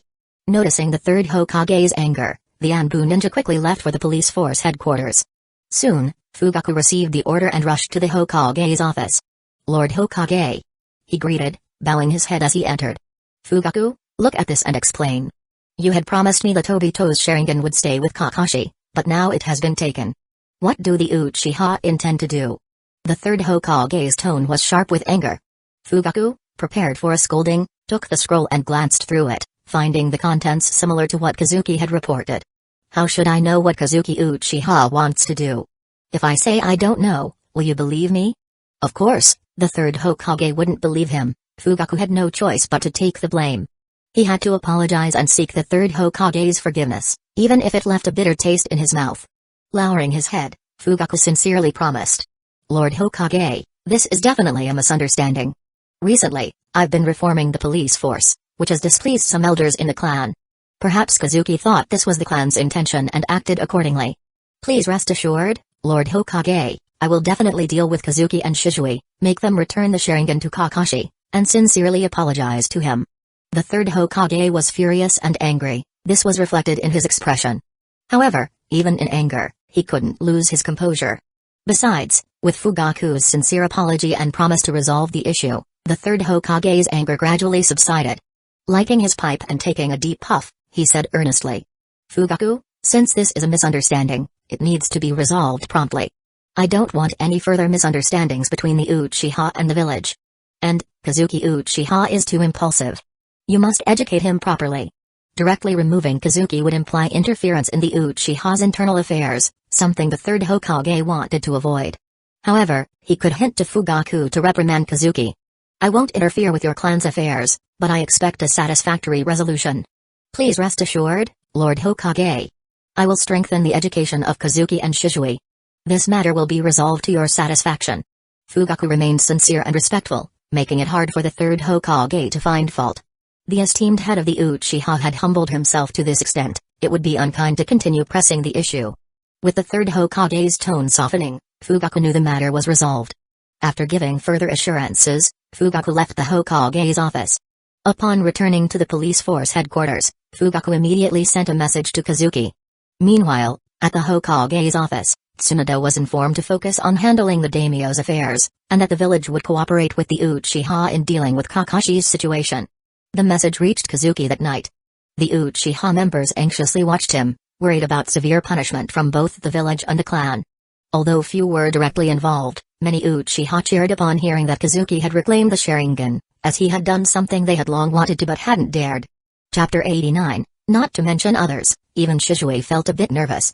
Given his understanding of the higher-ups, if something like this happens, they would definitely be furious and the punishment could be severe. TCH. As Kazuki opened the scroll, everyone was on edge. When Kazuki clicked his tongue with a smile, it almost made everyone's heart skip a beat. Captain, is the clan leader going to punish you severely? Jiro scratched his head and couldn't help but ask. Get lost. Can't you hope for something good for me? Kazuki kicked him in anger. Jiro didn't dodge and stood there honestly, taking the kick, then grinned and rubbed the spot where he was kicked. In reality, Kazuki didn't use much force. Everyone knew Jiro's personality and didn't bother with him. Alright. Kazuki threw the scroll aside with a bad mood, go do what you need to do. There's no big problem. I said there wouldn't be an issue, and you still didn't believe me? K's, later take the Sharingan to Kakashi, and buy some nutritional supplements to send along. Also, get some snacks for our dear Shizune. Girls like these things. Is everything alright? Jiro was so happy he wanted to hug Kazuki, but when he noticed Kazuki giving him a terrifying look, he immediately chickened out and ran out. I just remembered, I have night duty. I'll go check, just in case something happens. It would be troublesome if an assassin tries to kill the daimyo. Good thing you ran fast. Kazuki snorted. What? If you want to see, then just look. Before he finished speaking, Shizue, the fastest, had already snatched the scroll. The others could only wait. Kazuki, the clan leader says the Hokage demands that we apologize to Kakashi. Kazuki instructed K's to deliver the Sharingan, but didn't even mention apologizing. We have to apologize? K's, holding the jar with the Sharingan, stopped as he was about to leave. He looked back at Kazuki, asking with his eyes if he should bring a sincere apology to Kakashi. You're so rigid, and you don't believe me. Kazuki sneered, if we really apologize, that's when there's a problem. We need to act aggrieved, and sullen. Just send the Sharingan along with some supplements, nothing more. So that's how it is. Shizue nodded slightly, feeling he had learned something new. Everyone, remember from today on, you must all act angry but restrained. I don't expect you to act perfectly, but at least keep a straight face and show no expression. If someone talks to you, don't respond. Just huff. Got it? Yes. Everyone answered in unison. Kazuki waved his hand. Alright, go do what you need to do. This matter is over. The Uchiha dispersed, leaving only Shizue behind. Shizue, you're very smart, and so is Itachi. But your biggest flaw is not knowing how to be flexible. Many things can't be seen on the surface. Taking Kakashi's Sharingan might seem like a huge problem, but it's actually nothing. As long as we give the Hokage a way out and provide a satisfactory result, the situation can be controlled. A lot of things can be flexible, including the misunderstandings and conflicts between the village and our clan. Shizue fell silent, seriously thinking about Kazuki's words. But he found that the more he thought about it, the less he understood. But the fact was, Kazuki was right, and he was wrong. Maybe this is why you can help the clan, while I only bring trouble. Since he couldn't understand, he decided not to think about it. Shizue became more determined in his resolve. Kazuki was leading the Uchiha forward, changing the Uchiha and resolving the conflicts and misunderstandings with the village. And he, Shizue Uchiha, was responsible for bearing the darkness alongside Kazuki. It's good that you don't understand, because I don't really understand either. But I know the third Hokage would never truly turn against the Uchiha. Knowing this is enough. This gives us a lot of room to maneuver. Shizue, my maneuvers are so high level that even I don't understand what they represent. Whatever they represent, as long as I can gradually lead Shizue astray, turning him into a blade in my hand, that's enough, the rest doesn't matter. In Kakashi's room, both Shizune and Tsunade were present. Tsunade relayed the village's message to Kakashi. At the same time, Shizune was preparing to reattach Kakashi's eye. Tsunade-sama, with a face full of "I'm very angry and dissatisfied." Kase walked into the room. After greeting Tsunade, he didn't even glance at Kakashi, just placed the items on the table and turned to leave, putting on a face of being very angry but unable to explode. "This is my specialty." Watching Kase place the items and leave without even a greeting, let alone an apology, was telling. Neither Kazuki nor Shizui, the two core figures, appeared. This spoke volumes. Shizune stuck out her tongue and whispered. "It seems the Uchiha are very angry. It's normal for them to be angry." Tsunade wasn't surprised at all and didn't take Kase's attitude to heart. The Uchiha went so far as to risk accusations by attacking a fellow villager to retrieve the Sharingan, only to have to return it and apologize. For them to restrain their anger and return the eye, along with some supplements and gifts, is already pretty good.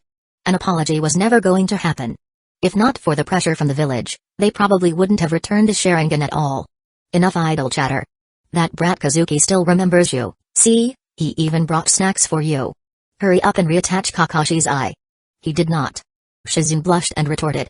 Tsunade shook her head helplessly and got up to leave the yard. Shizune could handle the rest.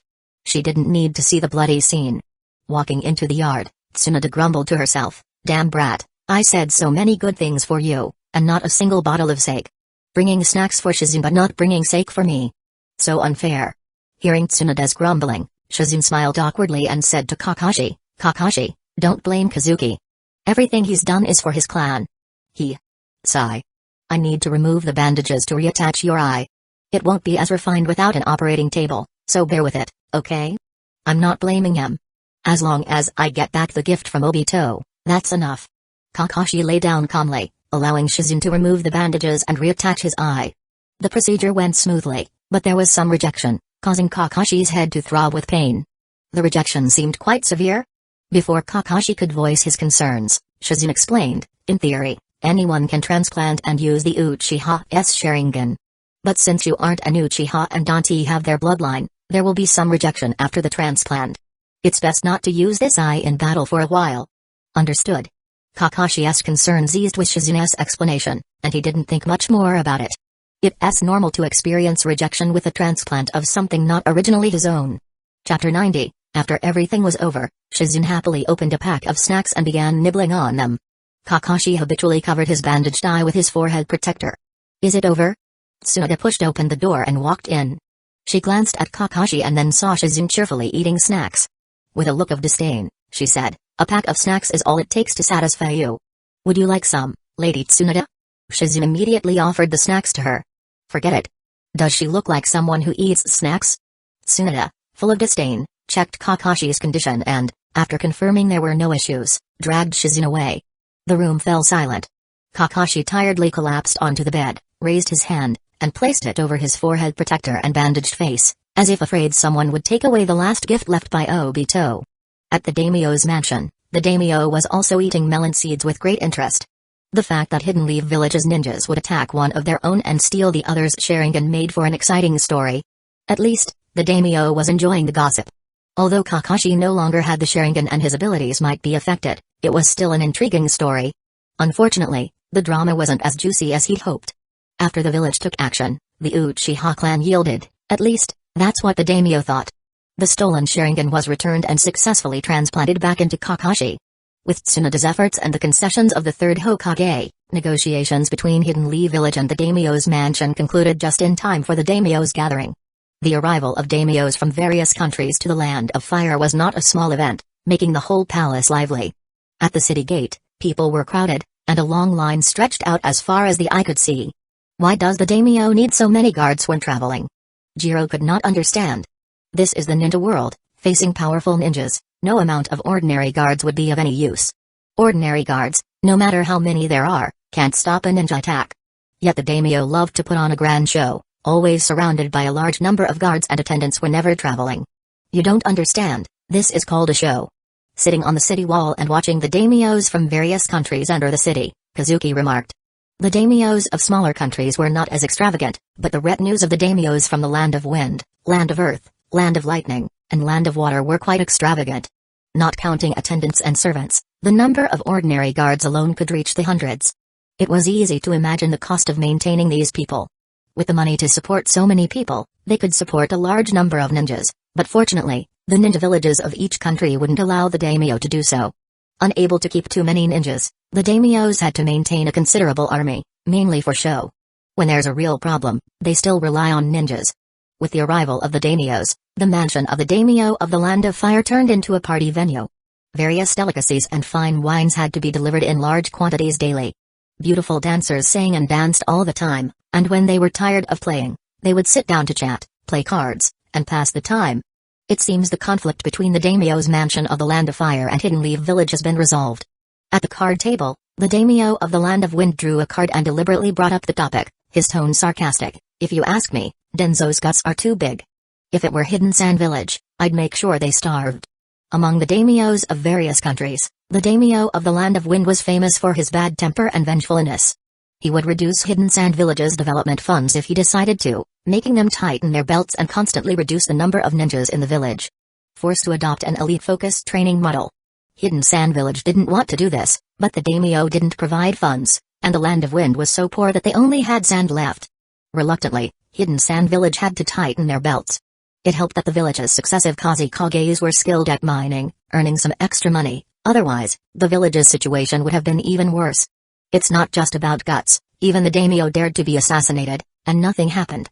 The daimyo of the Land of Earth chimed in. The daimyo of the Land of Wind might not have other intentions, but merely to provoke the daimyo of the Land of Fire. But he was different. He would be happy to see relations between the daimyo of the Land of Fire and Hidden Leaf Village deteriorate further. After all, Denzo and Hiruzen have a good relationship, don't you think? The daimyo of the Land of Lightning laughed and fanned the flames. Resting nearby, the daimyo of the Land of Water, being served fruits by maidservants, also laughed. Humphrey. After being provoked and ridiculed, the daimyo of the Land of Fire's good mood instantly disappeared. Even though he knew these people had ulterior motives. It seems Hiruzen is really old. Seeing that the daimyo of the Land of Fire was holding back his anger, the daimyo of the Land of Lightning continued to provoke. Back during the Third Shinobi World War, he was forced to retire because of inadequate leadership. Who would have thought he'd come back? Hidden Leaf Village really has no one left to use. While other villages are working hard to train a new generation of figures and strong individuals, Hidden Leaf Village relies on a bunch of old men and old women. By the way, I heard Tsunoda returned. Doesn't Hiruzen intend to make her Hokage? Or is he too dictatorial? Yes, she has returned. If not for Princess Tsunoda personally coming, I wouldn't have given Hidden Leaf Village this face. The daimyo of the Land of Fire responded with a cold face, evading the provocative words and trying to keep his emotions in check. Seeing that the daimyo of the Land of Fire wasn't angered, the daimyo of the Land of Water regretfully said, "It's a pity. We were planning to support you in demanding a reasonable explanation from Hidden Leaf Village, but you resolved it yourself. Things like this, if they happen once, they could happen again." Sigh, wasn't it the same with the Hidden Mist Village? The third Mizukage implemented the Blood Mist policy, and nothing changed under the fourth, Yagura. Could it really happen again? With the Hidden Mist Village as an example, the daimyo began to feel unsettled. Not being able to remove Denzo this time, who can guarantee he won't lash out in anger and actually make an attempt on his life? People who enjoy wielding power can't do anything when they lose their most valuable asset. Even though the daimyo tried to calm himself and not be influenced by these relatives and peers, his mindset eventually started to shift. After all, patience has its limits. Continuous needling makes anyone overthink. Once a thought shifts, it's hard to pull it back. It seemed Hiruzen really was getting old. Unknowingly, this thought began to take root in the daimyo's mind. Hidden Leaf Village may not have had suitable candidates in the past, but things are different now. Princess Tsunoda has returned. If she becomes Hokage, the daimyo would be safer, and relations with the village would improve. In that case, why not make Princess Tsunoda the Hokage? Gradually, this idea began to take root in the daimyo's mind. Chapter 91, I hope this won't have too much of an impact. After struggling with the decision for several days, Fugaku ultimately chose to trust Kazuki and sold the information to the Bounty Guild through his own channels. Even though the village had been keeping a close eye on him, as the clan leader, Fugaku was a key surveillance target. Nevertheless, he had his own methods and channels to send the information out and bring the money back. No matter how closely the village monitored him, it was impossible for them to watch him face to face all the time. Especially when Fugaku was within the Uchiha clan territory, the village's surveillance would often lapse. If Fugaku didn't have the skill to evade surveillance and engage in some covert activities, he wouldn't have been clan leader for all these years. Throwing the information out there, shifting the attention of the higher-ups, and ideally bringing them down was the situation Fugaku hoped for. He was just worried that releasing this information might cause too much trouble for Hidden Leaf Village, possibly even leading to war. There was no turning back once an arrow is released, he had to accept what he'd done. Since the information had already been sent out, all Fugaku could do was wait quietly. While the daimyos were enjoying themselves in the palace, it was the ninjas responsible for the palace's security who were suffering, having to stay vigilant at all times. Among the ninjas dispatched from Hidden Leaf Village, only 3 were relatively free: Kazuki, Tsunade, and Shizune. Kazuki only needed to be responsible for the Uchiha members, with no need to personally handle tasks like guard duty or patrol. Tsunade had it even easier, she hardly had anything to do. Why the long sigh? You come here to drink with me, and after drinking, you sigh and moan. Don't come here and disrupt my rest. What else? Just worried. Tsunade lay on the table, sighing in frustration again. The people from Terumugi Street have already found their way to the daimyo's palace and met with the daimyo. I can't avoid this debt. Suddenly, Tsunade sat up. Speaking of which, you're involved in this too. Why is it that you got no punishment, but I, Tsunade, have to pay? You actually dare to say that? Kazuki rolled his eyes. Because you were chasing after me, all the destruction caused was your doing. Now you want me to pay? You sure have some nerve. With no way to trade with the Uchiha and the village unwilling to pay off her debts, Tsunade was in a bind. Where could she find such a large sum of money? Not to mention she already had a mountain of gambling debts. Those people could come knocking at any time. Thinking about this made Tsunade want to run away and escape her troubles. Seeing through Tsunade's thoughts, Kazuki reminded her, you better not run away, or the consequences will be serious. Gambling debts are one thing, but if you don't pay the debt from Terumugi Street, they'll cause trouble in the daimyo's palace and in Hidden Leaf Village, and you'll be utterly disgraced. I don't want to either. So tell me, where am I supposed to find so much money? Tsunade was so frustrated she wanted to hit someone. I'm no good with money management, how am I supposed to come up with so much money? By the way, where's Shizune? She's checking on Kakashi's recovery. Tsunade sighed again, lying back on the table. Kazuki blinked, an immature idea forming in his mind. If you leaked some information, do you think the daimyos would come to you for medical treatment? Logically, the more lavish one's lifestyle, the more afraid they are of death. Daimyos fit this type perfectly. In the past, even if you paid, you might not get a consultation with Tsunade. Now, the opportunity is here. Even if they're not sick, they could have a checkup. The daimyos probably wouldn't mind spending a little money on that. You really dare to think that? Tsunade gave Kazuki a look and said weakly, I want to charge too, but the problem is, would they pay for the treatment? The daimyos aren't short of money, the question is, would they feel comfortable charging for treating them? Tsunade felt awkward about it, to the point where she couldn't even bring it up. So lately, when people tried to build connections by asking her for treatment, she declined, citing being too busy. TSK. You're stumped by something so minor? Tsunade, you're definitely better at spending money than earning it. Kazuki looked down on Tsunade. I know I said you're dumb, and you really are dumb. It's not about whether you feel comfortable charging, it's about the situation. Just spread some rumors, saying you caused severe damage on Terumugi Street and are carrying heavy debts, and that you've been feeling down lately. You called me dumb? Tsunade put down her drink, her forehead veins popping out as she glared at Kazuki, looking like she was ready to beat him up. Anyone else might be scared, but not Kazuki. Shaking his head, Kazuki ignored Tsunade's anger. You're dumb. You don't know how to adapt. You can't charge if you offer treatment voluntarily, but if they come to you waving money, what then? The title of the best medical ninja in the ninja world isn't just for show. There are plenty of people who want treatment from Tsunade, many with money but no opportunity. Once Tsunade spreads some rumors, these people will see an opportunity. That seems to make sense. Tsunade's anger dissipated, and she blinked in confusion. If offering treatment voluntarily feels awkward, being approached with money isn't her fault, right? If they insist on giving her money, she'll have no choice but to accept it and then treat them, maybe even give them a checkup if they're not sick. Following Kazuki's line of thought, Tsunade could almost see the money waving in front of her. Desperately short on cash and burdened with debt, she couldn't sit still. If I make money, I'll buy you a drink. Ignoring her drink, Tsunade ran off, faster than when she was chasing Kazuki. Indeed, money is the best motivator. For those in debt, pressure and motivation are high. This is the fate of a gambling addict. Tsunade seemed in a hurry. Shizue entered the yard and handed Kazuki a scroll from the clan. Kazuki couldn't help but smile. If you were as in debt as she is, you'd be in a hurry too. After a quick glance at the scroll, Kazuki found nothing noteworthy and handed it to Shizue for him to read. Regardless of how impulsive he was in attacking Kakashi, what happened, happened. All Fugaku could do was downplay it, rather than causing trouble. Fugaku only reminded Kazuki not to act impulsively and didn't blame him. Soon, rumors spread in the daimyo's palace that Princess Tsunoda of Hidden Leaf Village was in a bad mood because of her significant debts and wasn't even interested in dealing with the palace's matters. Various rumors quickly spread throughout the palace. Coupled with the complaints from Terumugi Street, these rumors seemed credible. Chapter 92. Although these rumors have somewhat affected Tsunoda's reputation, compared to her massive debts, Tsunoda would rather let people laugh at her as long as she can make more money to pay off what she owes. Soon, what Kazuki predicted came true. The people who had previously sought Tsunoda's medical help realized that their opportunity had arrived.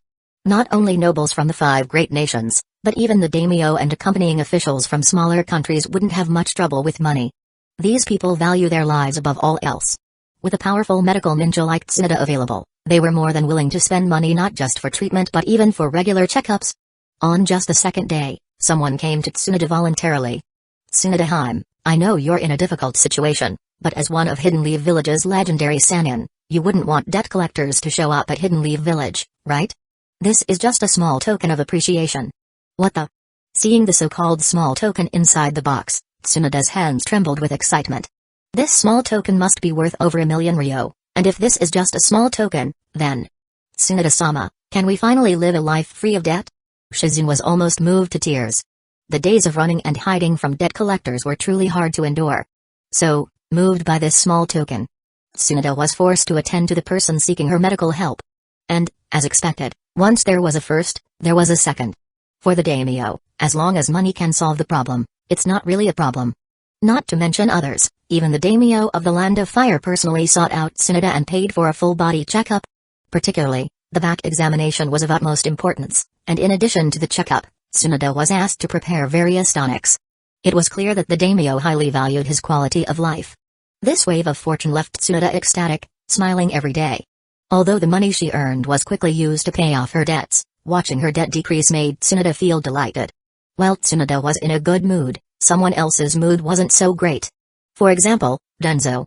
As negotiations between the village and the daimyo came to an end, Denzo was completely disheartened because the people who remained by his side were also reassigned. Originally, the third Hokage had granted Denzo a certain level of freedom, leaving some people with him. Now, however, all the members of Root had been reassigned, and the level of surveillance on Denzo had been significantly increased. This situation made Denzo realize that he had been sacrificed for the village's interests. It was time for the Anbu shift change. As the Anbu ninjas were switching shifts, a small summoning creature slipped into the courtyard and approached Denzo. After Denzo untied the scroll from the summoning creature, it disappeared in a puff of white smoke. All the Root members had been reassigned, and a large portion of them were likely to be dealt with. The third Hokage was well aware that these people had been thoroughly brainwashed by Denzo. If not dealt with, they would eventually become a ticking time bomb. As soon as Denzo made any move, this bomb would explode. Despite this, Denzo still had the means to obtain intelligence from the outside world. Denzo's fallback plan was the Anbu. Officially, the Anbu is the Hokage's direct subordinate unit, but in reality, the Anbu had long since become riddled with leaks. Denzo had placed many of his own people within the Anbu, and even the 2 representatives from the Council of Elders had done similar things. This ensured that they could receive some confidential information and news at the earliest opportunity. Now, the pieces Denzo had placed within the Anbu were being put to use. Useless, a bunch of useless people. After reading the contents of the scroll, Denzo was so furious that he cursed aloud. Destroying the scroll, Denzo, burning with anger, walked into the courtyard and shouted at the surrounding Anbu ninjas, "I want to see Hiruzen. Get Hiruzen to come see me." For the sake of the village's interests, Denzo was forced to retire and accept it, though he was unwilling. But he believed that as long as the third Hokage was still in power, he would eventually be able to return. The so-called surveillance and control were just excuses made for the daimyo. He could even accept the dissolution of Root. After all, he still had many hidden forces scattered throughout Hidden Leaf Village. Even though everyone around him had been dealt with, Denzo remained unfazed. But when he learned that Kakashi had been attacked by the Uchiha at the daimyo's residence, had his Sharingan stolen, and that the village had simply let the Uchiha apologize, make assurances, and return the Sharingan to settle the matter, Denzo could no longer sit still. He could endure anything, but not the Uchiha. As good news continued to come from the daimyo's residence, the third Hokage finally felt relieved and even had a better appetite, eating an extra bowl of rice. The affairs of the daimyo had taken quite a toll on his old body. Fortunately, everything was nearing its conclusion. Although the various daimyo from other countries had been trying to stir up trouble at the daimyo's residence, the daimyo of the Land of Fire showed no signs of being swayed. While he was certainly displeased, he didn't fall for the provocations from his peers and relatives. The daimyo and Hidden Leaf Village were closely intertwined. If one were to falter, it would cause significant negative repercussions. If Hidden Leaf Village were to fall apart, what would happen if the other villages declared war? The daimyo wasn't foolish, he understood this well. Even in the worst-case scenario, if villages like Hidden Stones Village and Hidden Clouds Village, which had been eyeing Hidden Leaf Village for a long time, were to push Hidden Leaf Village too far, what if they really struck against him? The daimyo couldn't afford to bet on whether these ill-intentioned relatives would stand up for him if something happened. Moreover, his life was his own, he had to hold on to it tightly. How could he rely on others? This was the main reason why the daimyo of the Land of Fire had been holding back his frustrations. Even though he wanted to see the third Hokage gone. Once the other daimyo left, and the daimyo released the overdue funds, the village's finances would be alleviated. The third Hokage had already begun mentally budgeting and considering how to allocate this year's funds. Hokage-sama, Denzo-sama is demanding to see you. The Anbu ninjas were well aware of the third Hokage's feelings towards Denzo. Despite Denzo being completely stripped of his position and placed under surveillance, the Anbu still addressed him with respect. He wants to see me? The third Hokage's thoughts were interrupted, and he frowned. Why does he want to see me? The Anbu ninja who came to report was silent for a few seconds before answering truthfully. It's because of the attack on Captain Kakashi at the daimyo's residence. Denzo-sama is very angry and demands that you go see him. Nonsense. The third Hokage immediately became displeased upon hearing this. Is this something Denzo should be concerned about? Has he forgotten his current? Wait. How did Denzo know about this? Before finishing his sentence, the third Hokage realized something was wrong. Chapter 93, Roots personnel have all been reassigned. Those who needed to be dealt with have been dealt with, and those who needed to be placed elsewhere have been placed elsewhere. Denzo has no one left to use, and the Anbu are constantly watching him, making it impossible for anyone to meet him easily. So, how did he get the information? It must be from the Anbu. Given Denzo's nature, it would be strange if he didn't have some spies within the Anbu. The third Hokage's face immediately fell. I don't want something like this to happen a second time. Usually, the third Hokage turns a blind eye to Denzo's spies, but in this case, it was intolerable for someone to be gathering information for Denzo. If someone couldn't keep their mouth shut and accidentally leaked the information, causing the daimyo to hold them accountable, it would be a huge problem. At this moment, the third Hokage did not want to clash with the daimyo because they had not yet received this year's development funds. If the daimyo got upset and withheld the funds, it would be a major headache. Yes. The Anbu ninja lowered his head in guilt, silently cursing, which idiot did this? Denzo demanded to see him, and the third Hokage couldn't just pretend it hadn't happened. Moreover, after what Denzo had just pulled, the third Hokage had lost the mood to continue handling official duties. He left the Hokage's office building and went to Denzo's small courtyard where he was living in retirement. Hiruzen, what's wrong with you? Why are you acting so cowardly? Have you forgotten our original intentions? The Uchiha clan is simply incorrigible. And that Kazuki Uchiha, that evil brat, dared to attack a village ninja, and Kakashi is still an Anbu squad captain. What do those Uchiha think they're doing? The third Hokage had just arrived and was immediately bombarded by Denzo's complaints, causing the Anbu ninjas around them to break out in a cold sweat. Sir, your anger is understandable, but please don't take it out on the Hokage. Not only was his good mood ruined, but he also got a face full of scolding after coming all this way to see Denzo. No wonder the third Hokage's expression was so grim. Especially since Denzo showed him no respect, scolding him right in front of all the Anbu ninjas. Who could tolerate that? Denzo. The third Hokage's face darkened as he reprimanded. As for the matter with Kakashi, the Uchiha have already explained and apologized, and they even returned the Sharingan, promising that nothing like this would happen again. What more do you want? Do you think an apology, a promise, and returning the Sharingan is enough to settle this? Denzo retorted, his neck stiff. Is this really your concern? The third Hokage snapped back. Denzo, do you not understand your own situation? The daimyo has been watching you and watching me. At a time like this, you're still obsessed with the Uchiha, still wanting to target them. What do you mean I'm obsessed with the Uchiha and still want to target them? Isn't his our long-standing approach and strategy? How did it suddenly become my problem? Caught off guard by the accusation, Denzo was momentarily stunned. Fortunately, as someone who has borne many such burdens, he didn't mind taking the blame this time either. Anyway, we cannot let Kazuki get away with this, nor can we let Shizue Uchiha, All of them need to be dealt with. I've made myself perfectly clear, yet you still won't let it go? The third Hokage was furious. Is Denzo trying to push the Uchiha to the brink, forcing them into a desperate fight with the village, leading to mutual destruction? At that moment, the third Hokage lost any desire to argue with Denzo. Whatever needs to be done, I'll handle it myself. You don't need to worry about it. Just focus on your recovery. I'm the Hokage, yet you want to sit above me and give orders? The Uchiha may be highly suspicious, but it's just suspicion, and your approach is too extreme. Denzo, forcing the Uchiha to the brink is not good for the village either. If the Uchiha undergo a drastic change, it will ultimately harm the village. I hope you can put away those dangerous and unrealistic ideas. Oh, and from now on, the Anbu will no longer provide you with any information or reports. Just rest well. After saying this, the third Hokage turned and left. As he left the courtyard, he shot a glare at the squad captains, making it clear that such a thing couldn't happen again. He didn't care who was responsible, the squad captains needed to keep their people in line. You will regret this, Hiruzen. Denzo shouted in frustration, but there was no response. The third Hokage didn't want to push the Uchiha too hard, didn't want to stir up trouble at this time, and certainly didn't want Denzo causing more issues. Right now, the village needed stability. The third Hokage left, leaving Denzo fuming.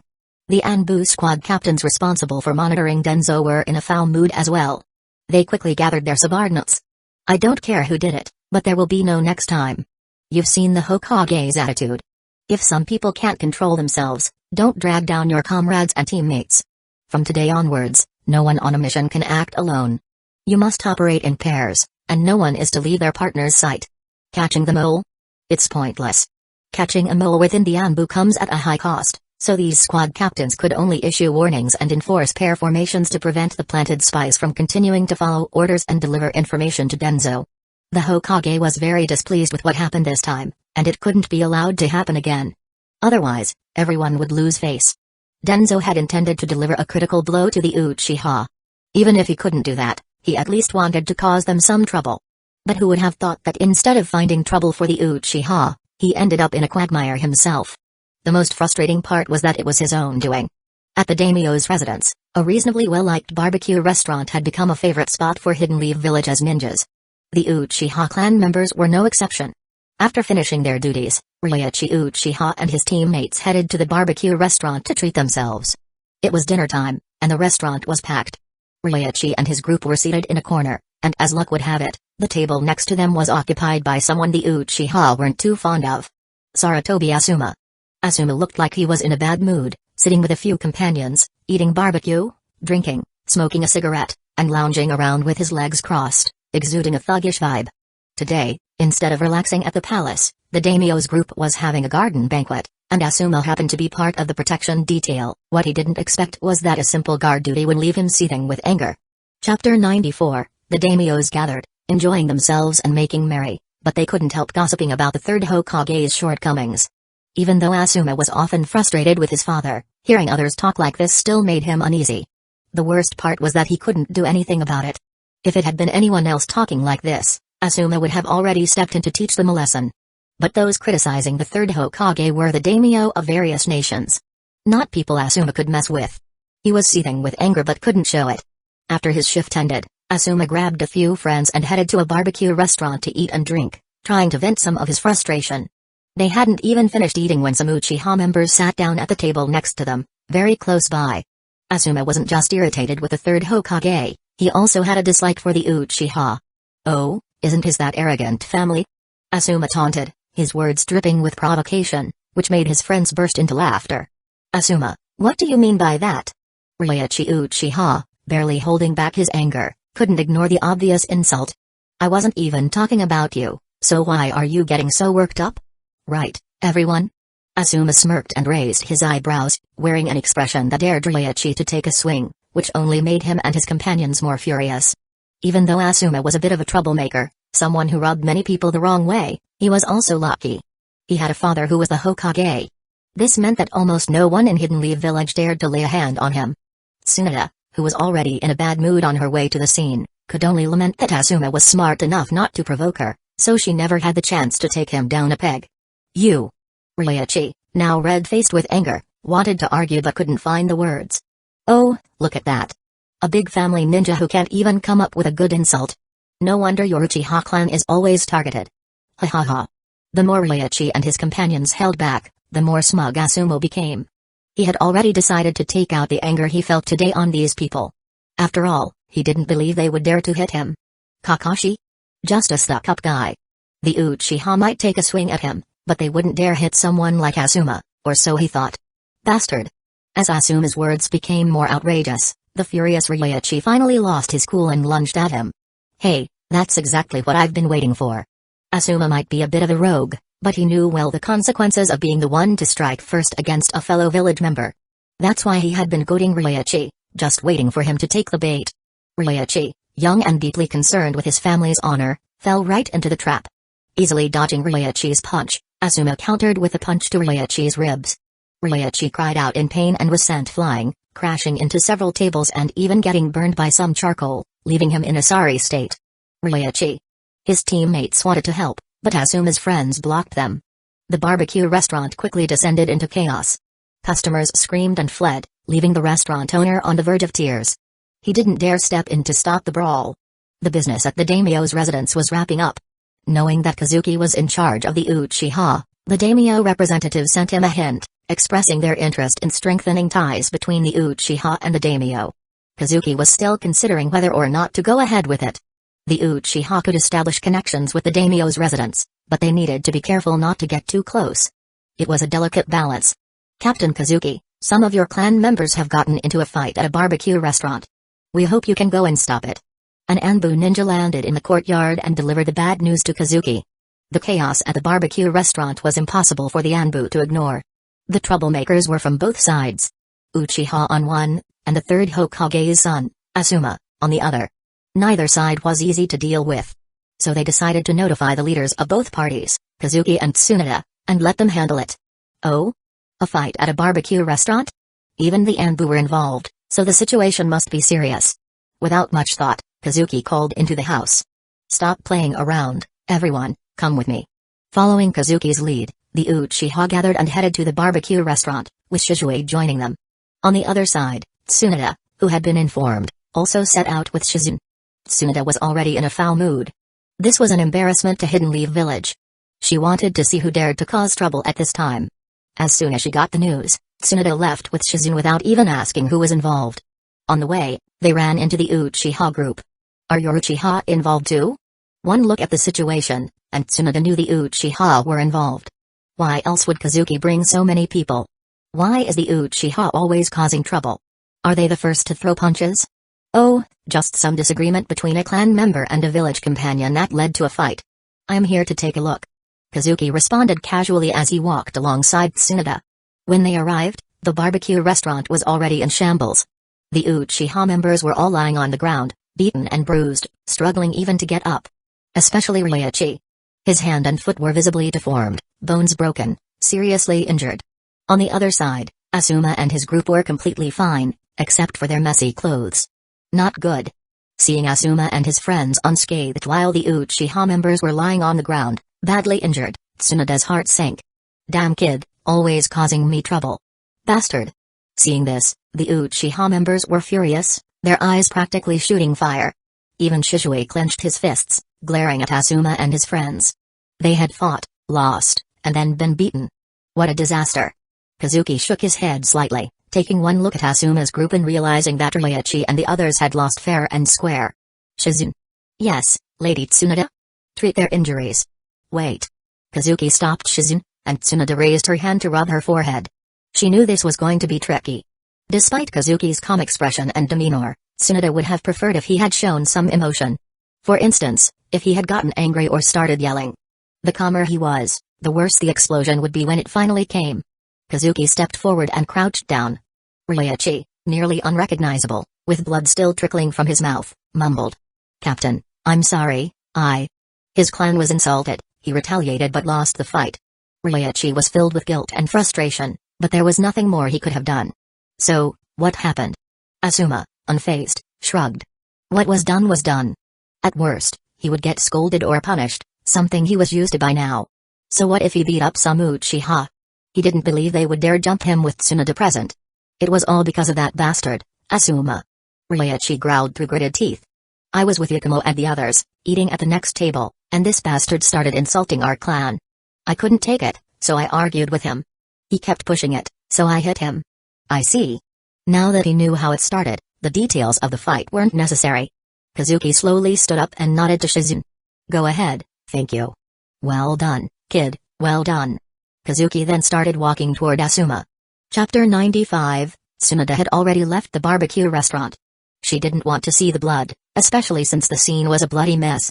Kazuki walked in front of Asuma, and Tsunade, who was outside the door, became nervous and shouted, Kazuki, don't do anything reckless. I'll deal with Asuma. Kazuki ignored Tsunade and waved his hand to those behind him. The clan members, who could no longer hold back, swarmed over, standing behind Kazuki, each glaring angrily at Asuma and his companions. Asuma's few companions were sobered up by the shock. While Asuma wasn't afraid of the Uchiha, they were terrified. Surely these guys wouldn't actually dare to do anything, right? Seeing the situation, Asuma started to get nervous too, feeling uncertain. Kazuki smiled at his clan members and said, remember those bastards' faces. Later, bring me their information. We'll deal with this matter slowly when we get back to the village, and have some fun with them. Kazuki, what exactly do you want to do? At the door, Tsunade was pacing anxiously, but she didn't dare to come in because she had a severe phobia of blood. Kazuki completely ignored her. Shizune, who was helping Ryoichi with bone setting, also realized that things were about to get serious. She immediately looked at Asuma with eyes full of disgust. As Asuma's classmate, she knew very well what kind of person he was. How was it that he hadn't changed at all from when he was a kid, still the same as he grew up? You should be thankful that your father is the Hokage. Facing Kazuki, who was smiling but standing right in front of him, Asuma felt a bit guilty. He had heard stories about Kazuki. This was the ruthless Uchiha who dared to confront clan elders directly and curse Denzo in the police department. In simple terms, he was a lawless type. Compared to Kazuki, Asuma was nothing but a nobody, aside from his status. What do you want? Asuma forced himself to calm down and gritted his teeth. If I did something wrong, the village will deal with me. It's not your place, Kazuki. Despite being on guard, Asuma couldn't dodge when Kazuki raised his hand and slapped him. He couldn't even react, let alone resist. His brain registered what happened, but his body couldn't keep up. Smack. The slap on the face was loud and clear, and Asuma was sent tumbling to the ground. Everyone at the scene was stunned. It happened so suddenly that no one expected Kazuki to strike. That's it. Kazuki blew on his palm disdainfully and said, I seriously doubt the village's examiners took bribes. With your level of strength, Asuma, how did you pass the special Jonin exam? It's absurd. I don't care how the village deals with you, but you picked a fight with and hit an Uchiha. Don't say I didn't give you a chance. You guys enjoy bullying the weak, don't you? Beating up Uchiha kids makes you feel good, right? Ryoichi Uchiha was only 14, with average talent and Chunin level strength, as were his two teammates. Compared to Asuma and his companions, they weren't even on the same level. A special Jonin against a Chunin. Unless it was a monster like Hitachi, how could any Chunin stand a chance? The others could be dealt with later, but the not Asuma. You like to provoke and stir up trouble? Fine, I'll indulge you.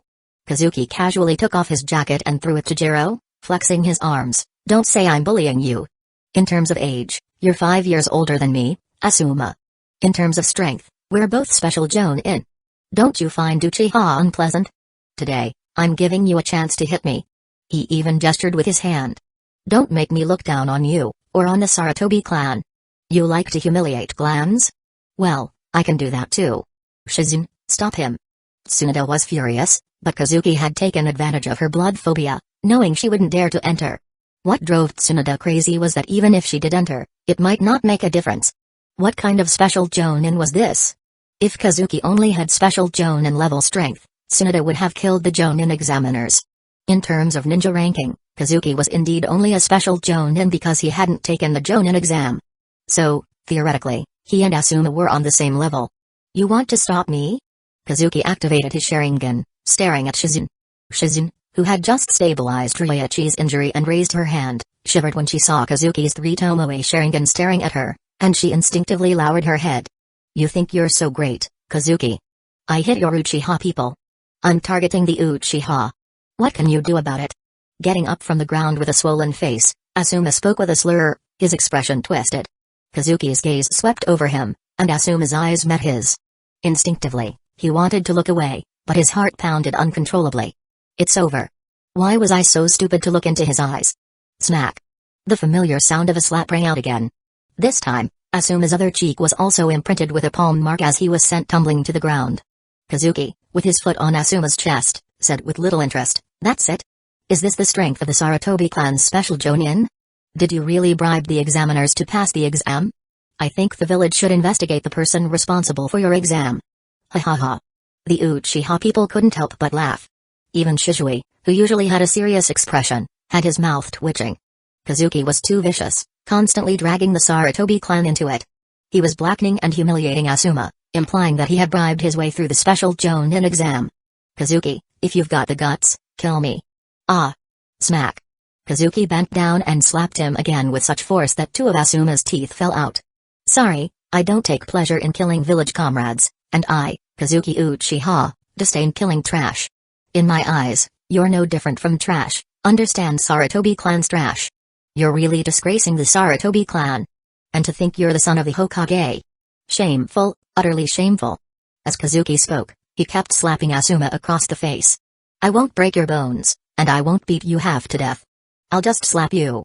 Kazuki, that's enough." Asuma's miserable state was too much for his companions to bear. Kazuki turned his head and glared. Ugh! The person who was pleading for Asuma and threatening Kazuki clutched his chest in pain. The treatment Kakashi received, Kazuki now applied to him. It felt like his heart was about to stop beating. Where am I? Why is my heartbeat slowing down? Kazuki, stop it. Your Genjutsu is putting a lot of pressure on his heart. Tsunade felt like she was going crazy. Damn you, Asuma. Couldn't you behave yourself? Of all people, you had to provoke the Uchiha. Damn it, damn it, damn it. Trash. Spitting out the word coldly, Kazuki kicked the half-conscious Asuma away. After taking more than a dozen slaps, Asuma's head was buzzing. Chapter 96, There are many types of illusions. Shizui likes to use them to control people's minds, while Kazuki also enjoys manipulating the mind, causing the opponent's body to uncontrollably squeeze their own heart. That feeling. Only those who have experienced it can understand. Kazuki gestured to his clansmen to carry away the injured, his cold gaze sweeping over the people around him. The Uchiha have suffered a lot of misunderstandings. There is a significant misunderstanding between us and the villagers. But remember, not just anyone can humiliate the Uchiha. If any of you wish to step on the Uchiha, you better be prepared for my revenge. I won't hesitate to break your legs and knock out each of your teeth. Terrifying. Kazuki's cold gaze made the people around him shudder, and those caught in his gaze quickly lowered their heads, not daring to meet his eyes. Asuma's companions were still lying on the ground, groaning and gasping in pain. Who would dare to provoke him now? For a moment, many people looked at Asuma and his companions with pity. Who would be foolish enough to provoke Kazuki? Don't they know this guy is a ruthless one? And a special jonin at that? Bah, what kind of special jonin is this strong? I'll deal with you later. Tsunade was so angry that her chest nearly burst. Shizun, treat them. The rest of you, disperse. What are you standing around for? Want to get involved? If it weren't for her hemophobia, Tsunade would have slapped Asuma a few times herself. That idiot just keeps causing trouble for me. Captain, are we just going to let this go? On the way back, Jiro and the others still felt unsatisfied. Kazuki glared at him. What else do you want? Kill them now? Let it go? Of course not. But the time to settle the score hasn't come yet, just wait. It's coming soon. Remember those guys, and when we return to the village, we'll deal with them slowly, including their families and friends. Since they dared to humiliate and target the Uchiha, they can't blame us for taking revenge. Taking responsibility for one's actions? Sorry, but you've escalated this to a family-level matter, so your families won't be spared either. I, Kazuki, am not a forgiving person. If you provoke me, no one will escape. Shizun, why didn't you stop him? Tsunade patted Shizun's head in anger, and Shizun replied with a pitiful expression. I didn't dare. Not just Kazuki. At that time, every Uchiha member had their Sharingan activated, and with so many Sharingan staring at her, how could Shizun dare to make a move? Besides, she really didn't want to stop him. Asuma, that jerk, deserved a beating. It would stop him from acting so unruly and arrogant all the time. Tsunade was at a loss for words. When she thought about it, Shizun had a point. While Shizun's skills were decent, compared to the Uchiha clan's ruthlessness, she stood no chance. If she had rushed in, she might have gotten slapped too. In other words, even passing dogs at that moment might have gotten slapped. Forget it, no point in discussing it any further. Tsunade sighed and patted her forehead. Fine, it's not your fault. Go help treat Asuma. That kid probably can't even recognize his own father right now. I won't. With that, Shizune scurried away. Treat him and come back quickly. I'll. Wait, did you just say no? Tsunade turned around, but Shizune was already gone. None of them are reliable. Tsunade sighed in exasperation. So what now? Tsunade herself couldn't act, Shizune didn't want to, so what about Asuma? If no one helps with his treatment, that brat's face probably won't heal for 10 days to half a month. Forget it, let the other medical ninjas take care of it. There were a few medical ninjas in the accompanying team, though their skills were average compared to Shizune. They should be good enough to reduce Asuma's swelling and relieve his pain. As for whether to report this incident, Tsunade decided to wait until they returned. After all, Asuma brought this upon himself. Getting beaten and humiliated was his own fault. Tsunade knew this matter would at most result in a warning for Kazuki. But judging by Kazuki's attitude, he didn't care at all. Headache. Why are there so many troublesome issues? How did the Uchiha produce such a ruthless guy? This whole incident was caused by Asuma digging his own grave, provoking and humiliating the Uchiha. Some Uchiha members were injured because of it, and their injuries were not light. But Asuma didn't come out any better. Normally, any sane person would rather be beaten up and have a few bones broken, rather than being humiliated and slapped into unconsciousness. Compared to the former, the latter is much more disgraceful. It makes it impossible to hold your head high. Asuma attacked the Uchiha, so Kazuki slapped him. Asuma humiliated the Uchiha, so Kazuki returned the favor tenfold. Ironically, even if this incident escalated, Asuma would end up on the losing side, because he started it. If it weren't for his loose tongue, none of this would have happened. Compared to Kakashi being attacked, this brawl was nothing. Even if it escalated, Kazuki and the Uchiha wouldn't face any serious consequences. Asuma, on the other hand, would become a laughingstock. Especially since Kazuki mentioned that he paid off the examiners to pass the special Jonin test. An incident like this in the daimyo's residence wouldn't go unnoticed, and when the news reached the palace, the daimyo of other nations started gossiping. Ha ha ha, I'm dying of laughter. Who would have thought Hiruzen-san would be so useless? He had to pay off the examiners to pass the ninja exam? How embarrassing. Did he really? If you don't believe it, then tell me. How come Asuma can't even compare to one of Kazuki's fingers, despite both being special Jonin? He can only bully the Genin and Shunin in his village. Yeah, it's embarrassing. The daimyo dared to criticize even the third Hokage, let alone a mere Asuma. So, after the news spread among them, it turned into a story that Asuma indeed bribed the examiners to pass the special Jonin test. Even the Hokage's son is so arrogant and overbearing. Hidden Leaf Village must be really interesting. Naturally, the daimyo of various nations, eager to sow discord, began using Asuma's actions to provoke the Fire Daimyo. What they didn't know was that the Fire Daimyo was secretly delighted. He had been thinking of a way to get rid of the third Hokage. He was fed up with the third Hokage's excuses and incompetence, and he was also tired of Denzo. But the third Hokage refused to deal with Denzo. Fine, then let's see whether your son or Denzo is more important to you. Outwardly, the daimyo displayed anger, criticizing Asuma, but secretly he had people spread the news even further, hoping it would become widely known. Let's see how the third Hokage can face Hidden Leaf Village's villagers after this. Did you hear? The third Hokage of Hidden Leaf Village actually condoned his own son, letting him bribe the examiners to pass the special Jonin test. Really? Has Hidden Leaf Village become this corrupt? It gets worse. This Sarutobi Asuma is an arrogant and overbearing brat, accustomed to bullying people in Hidden Leaf Village because no one dares to stop him since his father is Hiruzen Sarutobi, the Hokage. But when he arrived at the daimyo's residence, he was in a bad mood and decided to provoke a fellow ninja and humiliate that person's family. Chapter 97. Various rumors spread like wildfire the next day, unstoppable, becoming the talk of the town in daimyo's residence. Strangely, the Uchiha were directly removed from the rumors. Kazuki, tell me, was this your doing? Tsunade initially planned to handle the situation calmly and discuss it upon returning to the village. But now, with the rumors spreading everywhere, Tsunade could already imagine what the news would look like once it reached Hidden Leaf Village.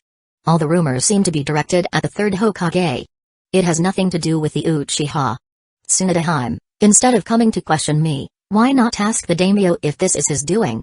The rumors were spreading far and wide, but the Uchiha were removed from them, which benefited the Uchiha. Unfortunately, Kazuki wouldn't do something like this. This matter had nothing to do with the Uchiha at all. In fact, Kazuki was a bit surprised when he heard the news. Who could it be? holding such a grudge against Asuma and the third Hokage, making it seem like they wanted to blow the situation up. Upon careful thought, Kazuki believed the source was the daimyo's palace. Kazuki wouldn't believe it wasn't the daimyos that arranged for the rumors to spread so widely in one night. Only they could accomplish such a feat in this place. Don't look at me like that. I'm Kazuki Uchiha, I take responsibility for my actions. This kind of situation blowing up wouldn't benefit me or the Uchiha. Besides, does the Uchiha have so few people that we could really spread rumors to this extent in just one night? Seeing Tsunoda's disbelief, Kazuki spread his hands, expressing his innocence, as well as that of the Uchiha. I understand. I will go see the daimyo. In the meantime, you Uchiha should stay calm. Whatever you do, do not cause a similar incident. Tsunoda knew that the Uchiha were planning to take revenge on Asuma's companions. Unfortunately, she couldn't persuade Kazuki. Kazuki wouldn't listen to her on this matter. The Uchiha were already filled with anger, just waiting to return to Hidden Leaf Village and make trouble for those jerks. Make them stop? Not a chance. Tsunoda-sama, the Uchiha had nothing to do with this, right? Shizune approached. It shouldn't have anything to do with them. Tsunoda's expression was serious. Kazuki is right. Although Asuma instigated the situation, and the Uchiha will seek revenge, these matters are internal conflicts within Hidden Leaf Village and shouldn't involve the daimyo. The fact that the rumors spread so widely absolutely has something to do with the daimyo's residence. Then, should we send someone to investigate? Investigate what? Just focus on treating patients and making money. I'll go to his residence myself. Investigate. Investigate the daimyo's people in the daimyo's residence. Do we have nothing better to do?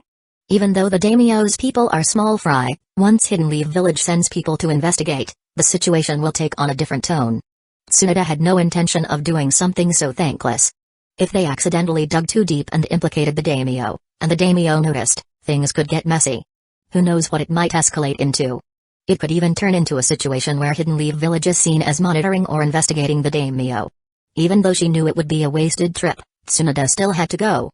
As expected, when Tsunoda questioned the daimyo, he acted completely clueless, feigning surprise. What? There's something like that?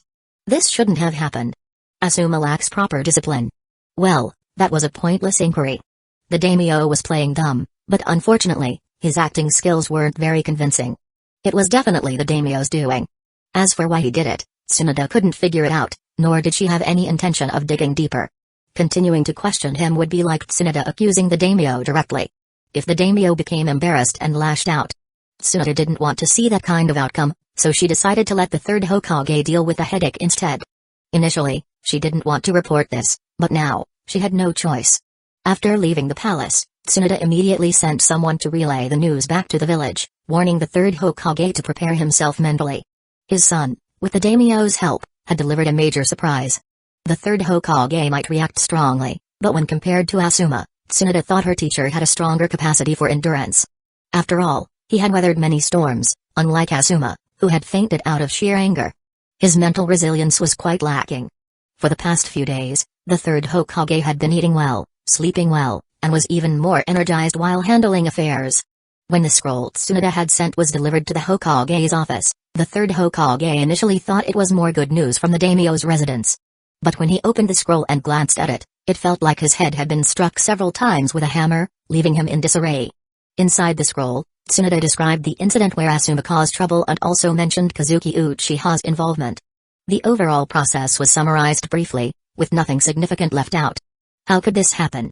The third Hokage jumped up in a panic, rubbing his eyes hard, worried that he might be seeing things, then picked up the scroll and read it again. Damn it! After carefully reading it several times, the third Hokage angrily threw the scroll onto the table. Just as things had started to get better, another problem arose. And this problem was caused by his own son, Asuma, with a little help from the daimyo. Why did the daimyo do this? Hadn't the negotiations between the village and the daimyo already concluded? Why was he still clinging to Hidden Leaf Village? Compared to the daimyo's intervention, Asuma starting trouble and then getting beaten up was a trivial matter that the third Hokage didn't care about. He knew his son's character well. Even though Kazuki had gone a bit too far, being a bit ruthless and speaking harshly, even criticizing the exam proctors, these were all minor issues. The most serious issue here was the daimyo's intervention. This could lead to a misunderstanding that Sarutobi Hiruzen deliberately indulged his son, turning him into a spoiled brat who caused all sorts of trouble. Don't underestimate this kind of situation. Once the rumor spreads, it could cause a huge misunderstanding. The people outside might just take it as a joke, something to gossip about over dinner. But if Hidden Leaf Village's villagers took it seriously, that would be real trouble. This matter couldn't be left alone. Go notify the 2 advisor elders and the honorary elders, and have them came to the Hokage's office. The 3rd Hokage knew how dangerous public opinion could be, even though he was skilled at using it to achieve his goals. Once the tool he used turned against him, there would be a problem. In the early days of Hidden Leaf Village, to prevent the Hokage from having too much power, an elder council was established. Families that made significant contributions to the village were given seats, including the Uchiha. Unfortunately, the Uchiha's seat became merely symbolic after Madara Uchiha defected. Not only did they lose their elder rights, but they were also excluded from elder meetings. Chapter 98, the meeting attended by the elders and even the Hyuga clan had nothing to do with the Uchiha. As the head of the Hyuga clan, Hayashi naturally took a seat among the elders at the meeting. Everyone, let's keep it brief. Please take a look at the documents first. The 3rd Hokage had already had the contents of the scroll copied and distributed to everyone. What happened? The Hokage is so tense. Could it be related to the daimyo? Those attending the meeting were full of doubts as they opened the documents. After a few seconds, everyone's reactions were in sync. They either squinted their eyes or widened them in surprise, raising their heads to look at the 3rd Hokage before lowering them to look at the documents again. Asuma is way out of line. Others were too shocked to speak, but Koharu couldn't hold back, not sparing Asuma just because he was the 3rd Hokage's son.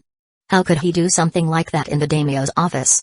Just because he's in a bad mood, does he think he can provoke a fellow villager and humiliate the Uchiha without reason? And Kazuki too. Instead of resolving the issue after it happened, he went ahead and attacked Asuma.